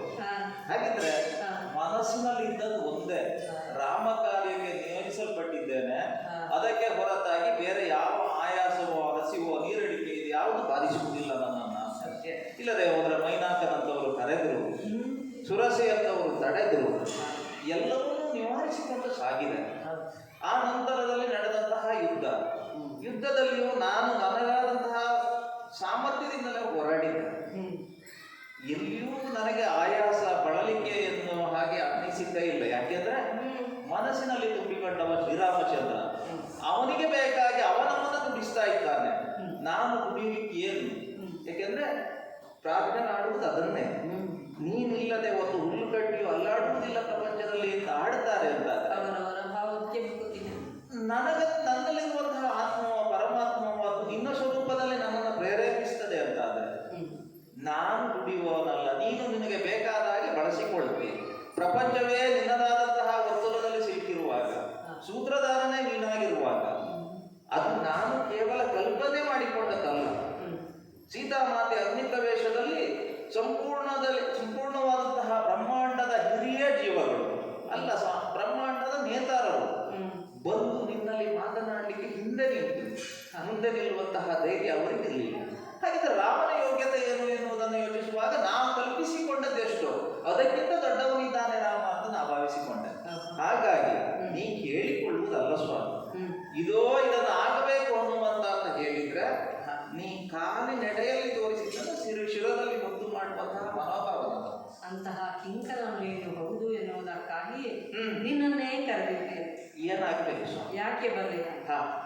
ನಿನಗೆ ವಾಹನ ಬೇರೆ ಬೇಕಿಲ್ಲ, ವಾಯುವೇ ವಾಹನ. ತಂದೆಯ ವರ ದೇವ್ ಹೇಳಿದೆಯಲ್ಲ, 700 ಯೋಜನ ಹಾರಿದೆ ಅಂದು. ಅದೇ ರೀತಿಯಲ್ಲಿ ಯಾವ ಸಮಯಕ್ಕೆ ಹೋಗಿ ತಲುಪಬೇಕು ಅದಕ್ಕಿಂತಲೂ ಮೊದಲೇ ತಲುಪುವಂತಹ ಸಾಮರ್ಥ್ಯವೂ ನಿನಗುಂಟು. ಆದ ಕಾರಣ ಈ ಸಂದರ್ಭದಲ್ಲಿ ಹನುಮನೇ ಬೇಕು ಎನ್ನುವ ಹಾಗೆ ನಿನ್ನನ್ನು ಕರೆದು ಹೇಳ್ತಾ ಇದ್ದೇನೆ. ಏನಾಗುತ್ತೆ? ಭಾರದ್ವಾಜರು ಒತ್ತಾಯ ಮಾಡ್ತಾ ಇದ್ದಾರೆ. ಹಾ ಅವರು ಹೇಳಿದ್ದೇನು, ಇಂದಿನ ದಿನವನ್ನು ಇಲ್ಲಿಯೇ ಕಳೆಯಬೇಕು. ಆಗುವುದಿಲ್ಲ, ಭರತ ಕಾಯುತ್ತಿದ್ದಾನೆ ಅಂದರೆ ಯಾರ ಬಳಿಯಲ್ಲಿ ಆದರೂ ವಿಷಯವನ್ನ ತಿಳಿಸು. ರಾಮ ಬರುತ್ತಿದ್ದಾನೆ ಎನ್ನುವುದನ್ನು ಅವನಿಗೆ ವಿಷಯವನ್ನ ತಲುಪಿಸಿದರೆ ಸಾಕು, ನೀನು ಆ ನಂತರದಲ್ಲಿ ಹೋಗುವಂತ ಅವರ ಬಾಯಿಂದಲೇ ಹೇಳುತ್ತಿದ್ದಾರೆ. ರಾಮನಿಗೆ ಆಜ್ಞೆ ಮಾಡ್ಲಿಕ್ಕೆ ಯೋಗ್ಯತೆ ಇದ್ದವರು ಇಂಥವರಿಗೆ ಮಾತ್ರ ಸಾಧ್ಯ, ಹೌದು ತಪಸ್ವಿಗಳಿಗೆ ಅಲ್ವಾ? ಹಾ. ಸುಗ್ರೀವ ನನ್ನ ಶರಣ, ಆತ ಕೇಳಿದರೆ ನಾನು ಒಪ್ಪಲಿಲ್ಲ, ಹಾ. ಊಟ ಮಾಡುವುದಕ್ಕೋ ಅಥವಾ ಉಳಿಯುವುದಕ್ಕೋ. ಆದರೆ ಇಲ್ಲಿ ನಾನು ಅವರಿಗೆ ಶರಣಾಗಬೇಕು. ಖಂಡಿತ. ಆದ್ದರಿಂದ ಅವರ ಮಾತಿಗೆ ಶರಣಾಗಿದ್ದೇನೆ. ಯಾವುದೋ ಒಂದು ಘನ ಉದ್ದೇಶವಿಲ್ಲದೆ ಇಂತಹ ಒಂದು ಒತ್ತಾಯ ಅವರ ಬಾಯಿಂದ ಬರುವುದಿಲ್ಲ ಎನ್ನುವ ಕಾರಣಕ್ಕಾಗಿ ಹೋಗಿ ವಿಷಯವನ್ನು ಭರತನಿಗೆ ನೀನು ತಿಳಿಸಬೇಕು. ರಾಮ ಲಕ್ಷ್ಮಣ ಸೀತೆಯರು ಭಾರದ್ವಾಜ ಆಶ್ರಮದಲ್ಲಿ ಇದ್ದಾರೆ. ಅವರ ಒತ್ತಾಯದ ಮೇರೆಗೆ ಅಲ್ಲಿಯೇ ಉಳಿದುಕೊಂಡು ನಾಳೆ ಸಮಯಕ್ಕೆ ಬಂದು ಇಲ್ಲಿ ತಲುಪುತ್ತಾರೆ. ಯಾವುದೇ ಉದ್ವೇಗದ ನಿರ್ಣಯವನ್ನು ನೀನು ಕೈಗೊಳ್ಳಬಾರದು ಎನ್ನುವ ಹಾಗೆ ತಿಳಿಸಬೇಕು. ಹೋಗುವ ದಾರಿ ಹೀಗೆಯೇ ಗಂಗಾ ತೀರದಲ್ಲಿ ಮುಂದೆ ಹೋದಾಗ ಅಲ್ಲಿ ಕಾಣುವುದು ಶೃಂಗಬೇರಪುರ. ಆ ಪುರವನ್ನು ದಾಟಿ ಸರಯೂ ನದಿ ಗಂಗೆಯನ್ನ ದಾಟಿ ಮುಂದೆ ಹೋದರೆ ಕಾಣುವುದೇ ಅಯೋಧ್ಯೆಯ ಉಪನಗರವಾದಂತಹ ನಂದಿಗ್ರಾಮ. ಅಲ್ಲಿಯೇ ನಾನು ಉಳಿದುಕೊಳ್ಳುತ್ತೇನೆ ಎನ್ನುವ ಹಾಗೆ ಅಂದೇ ತಿಳಿಸಿ ಹೋಗಿದ್ದಾನೆ ಭರತ. ಆದ್ದರಿಂದ ಅಲ್ಲಿಯೇ ಆತ ಇರುತ್ತಾನೆ. ನಿನ್ನ ಪರಿಚಯ ಆತನಿಗಿಲ್ಲ. ಆತನಲ್ಲಿ ಪರಿಚಯವನ್ನು ಹೇಳಿಕೊಂಡು ಒಂದು ವೇಳೆ ಅವನ ಮನಸ್ಸಿನಲ್ಲಿ ಯಾಕೆಂದರೆ 14 ವರ್ಷ ನಾವಿಬ್ಬರು ಸಂಧಿಸದೆ ದಿನಗಳು ಕಳೆದು ಹೋಗಿವೆ. ಆದ್ದರಿಂದ ಅವನ ಕುರಿತಾಗಿ ನಾನು ಸಂದೇಹ ಪಡುತ್ತಿದ್ದೇನೆ ಅಂತಲ್ಲ, ಭಾವನೆಗಳು ಬೇರೆಯಾಗಿರಬಹುದು. ಆದ ಕಾರಣ ಒಂದು ವೇಳೆ ಅಯೋಧ್ಯೆಯ ಪಟ್ಟವನ್ನು ಏರಿ ಆತನೇ ಆಡಳಿತವನ್ನು ನಿರ್ವಹಿಸುತ್ತಾನೆ ಎನ್ನುವಂತಹ ಮನಸ್ಸು ಅವನಿಗಿದ್ದರೆ ನೀನು ಸೂಕ್ಷ್ಮವಾಗಿ ಆತನಲ್ಲಿ ಮಾತಾಡಿ ಅದನ್ನು ತಿಳಿದುಕೊಳ್ಳಬೇಕು. ಅದಿಲ್ಲವಾದರೆ ಹೀಗೆ ಬರುತ್ತಿದ್ದಾರೆ, ನಾಳೆ ನಿನ್ನ ಸಮಯಕ್ಕೆ ಇಲ್ಲಿ ಬಂದು ಸೇರುತ್ತಾರೆ ಎನ್ನುವ ಹಾಗೆ ವಿಷಯವನ್ನು ತಿಳಿಸಬೇಕು. ಹಾಗೆ ಭಾರದ್ವಾಜ ಆಶ್ರಮದಲ್ಲಿ ಇದ್ದಾರೆ ಎನ್ನುವ ತಕ್ಷಣ ಓಡಿ ಹೊರಟಾನು. ನಾನು ಅಲ್ಲಿಗೆ ಹೋಗಿ ರಾಮ ಸೀತೆಯನ್ನು ಕರೆ ತರುತ್ತೇನೆ ಎನ್ನುವ ಹಾಗೆ ಅಲ್ಲ, ನಿಜವಾಗಿಯೂ ಅವರು ನಿನ್ನನ್ನು ಬಂದು ಸೇರುತ್ತಾರೆ, ಮಾತಿಗೆ ಮರೆಯುವುದಿಲ್ಲ ರಾಮ ಎನ್ನುವುದನ್ನು ತಿಳಿಸಿ ಆತನ ಮನಸ್ಸಿನಲ್ಲಿ ಅದೇನಾದರೂ ನಾನು ಮೊದಲು ಹೇಳಿದ ವಿಚಾರ ಇದೆ ಎಂದಾದರೆ ಮತ್ತೆ ಹಿಂತಿರುಗಿ ಬಂದು ನೀನು ಆ ವಿಚಾರವನ್ನು ನನಗೆ ಅರ್ಥಬೇಕು. ಇಷ್ಟು ಭಾಗ ನಿನಗಾಗಿದೆ ಸ್ವಾಮಿ. ಸೀತಾನ್ವೇಷಣೆಯ ಕಾಲಕ್ಕೆ ಸಂಪೂರ್ಣವಾದಂತಹ ಕಪಿ ಸೇನೆಯನ್ನ 4 ವಿಭಾಗವನ್ನಾಗಿಸಿದ ಸುಗ್ರೀವ 4 ದಿಕ್ಕುಗಳಿಗೆ ಕಳಿಸಿದೆ.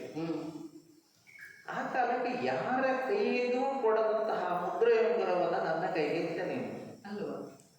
ಯಾವ ನಂಬಿಕೆಯೋ ನನಗೆ ಗೊತ್ತಿಲ್ಲ, ಅಲ್ಲ ನನ್ನ ಬದುಕಿನ ಪುಣ್ಯ ಫಲವೋ ಗೊತ್ತಿಲ್ಲ. ಇಲ್ಲದೆ ಹೋದ್ರೆ ನಮ್ಮ ಪಂಗಡದಲ್ಲಿಯೇ ಹಿರಿಯರಾದಂತಹ ಜಾಂಬವರಿದ್ರು, ಅಥವಾ ಕಿರಿಯನಾದಂತಹ ಪರಾಕ್ರಮಿಯಾದಂತಹ ಅಂಗದನು ಇದ್ದ, ನಳ ನೀಲಾದಿಗಳಿದ್ರು. ಅವರೆಲ್ಲ ಹೊರತುಪಡಿಸಿ ನನ್ನ ಕೈಗೆ ಮುದ್ರೆಯುಂಗರವನ್ನ ಕೊಟ್ಟೆ.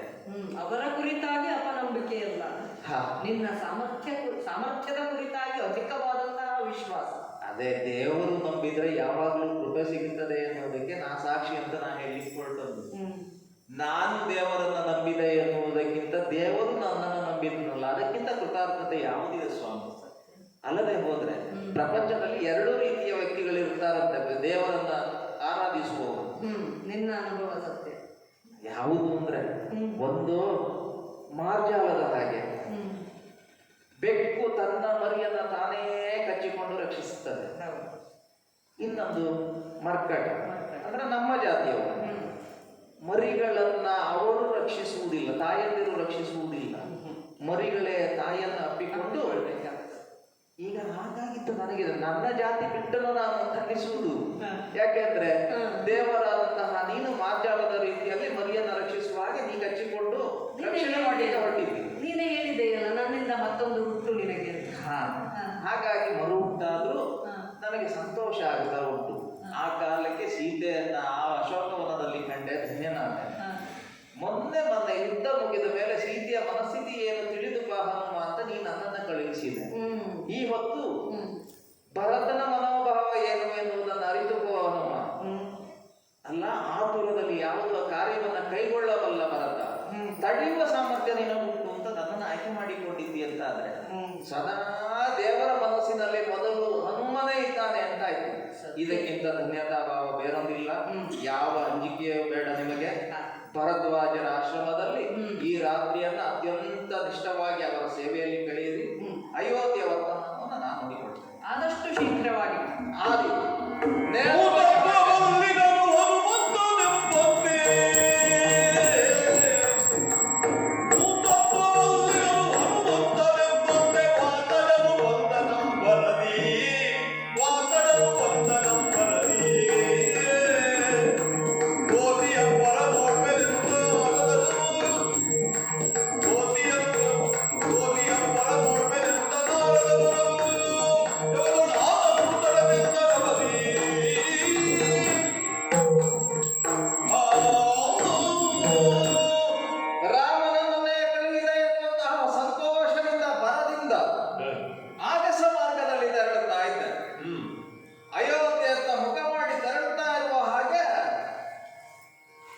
ನನ್ನ ಜೊತೆಗೆ ನನ್ನಷ್ಟೇ ವೇಗವಾಗಿ ಆಗಸದಲ್ಲಿ ಗಮಿಸುತ್ತಿರುವವರು ಯಾರು ಎನ್ನುವುದನ್ನು ತಿರುಗಿ ನೋಡಿದ್ರೆ ನಾರದ ಮಹರ್ಷಿಗಳು.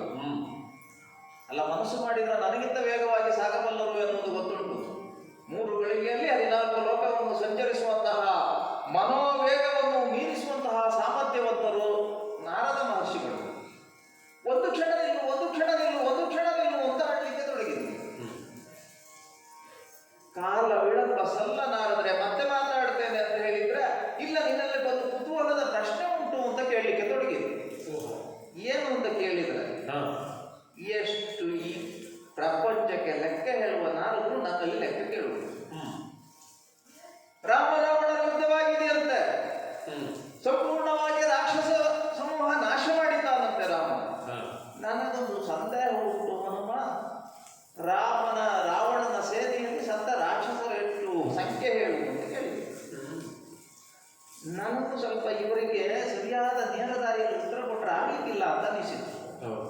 ಅಲ್ಲದೆ ಹೋದರೆ ನಾ ರಾಮ ಕಾರ್ಯಕ್ಕೆ ಹೊರಟಿದ್ದೇನೆ, ಅಲ್ಲಿ ಭರತ ರಾಮನನ್ನ ನಿರೀಕ್ಷೆ ಮಾಡ್ತಾ ಇದ್ದಾನೆ ಎನ್ನುವ ಹಾಗೆ ರಾಮನೇ ಹೇಳಿದ್ದಾನೆ, ತಡೆಯಿದ್ದಾನೆ ಅಂತಾದ್ರೆ ಅವರಿಗೂ ಒಂದಷ್ಟು ಯೋಜನೆಗೆ ಅವಕಾಶ ಮಾಡಬೇಕು ಅಂತಲೇ ಹೇಳಿದ್ದು. ನಾನು ಗೂಢವಾಗಿ ಒಂದು ಮಾತನ್ನು ಹೇಳಿದ್ದೇನೆ. 10,000 ರಥ, 1,00,000 ಕುದುರೆ, ಅದರ ಅರ್ಧ ಸಂಖ್ಯೆ ಅಂದ್ರೆ 1,00,000ಕ್ಕಿಂತ ಅರ್ಧ ಅಂದ್ರೆ 50,000. 50,000 ಆನೆ, ಅಲ್ಲಿಗೆ 3 ಬಲ ಆಯ್ತಲ್ಲ, ಚತುರಂಗ ಆಗಬೇಕು. 1 ಕೋಟಿ ಕಾಲಾಡುಗಳು. ಇವಷ್ಟು ನಾಶ ಆದ ಕೂಡಲೇ ಕೋದಂಡ ರಾಮ ಕೈಯಲ್ಲಿ ಹಿಡಿದದ್ದು ಕೋದಂಡ. ಆ ರಾಮನ ಕೈಯಲ್ಲಿರುವಂತಹ ಕೋದಂಡದಲ್ಲಿರುವಂತಹ ಗಂಟೆ ಒಮ್ಮೆ ಶಬ್ದ ಮಾಡ್ತದೆ. 1 ಕೋಟಿ ಕಾಲಾಳುಗಳು, ಮತ್ತೆ 50,000 ಆನೆಗಳು, 10,000 ರಥ, 1,00,000 ಕುದುರೆ. ಇಷ್ಟು ಸತ್ತಾಗ ಒಂದು ಶಬ್ದ ಆಗುತ್ತದೆ. ಅಷ್ಟು ಶಬ್ದ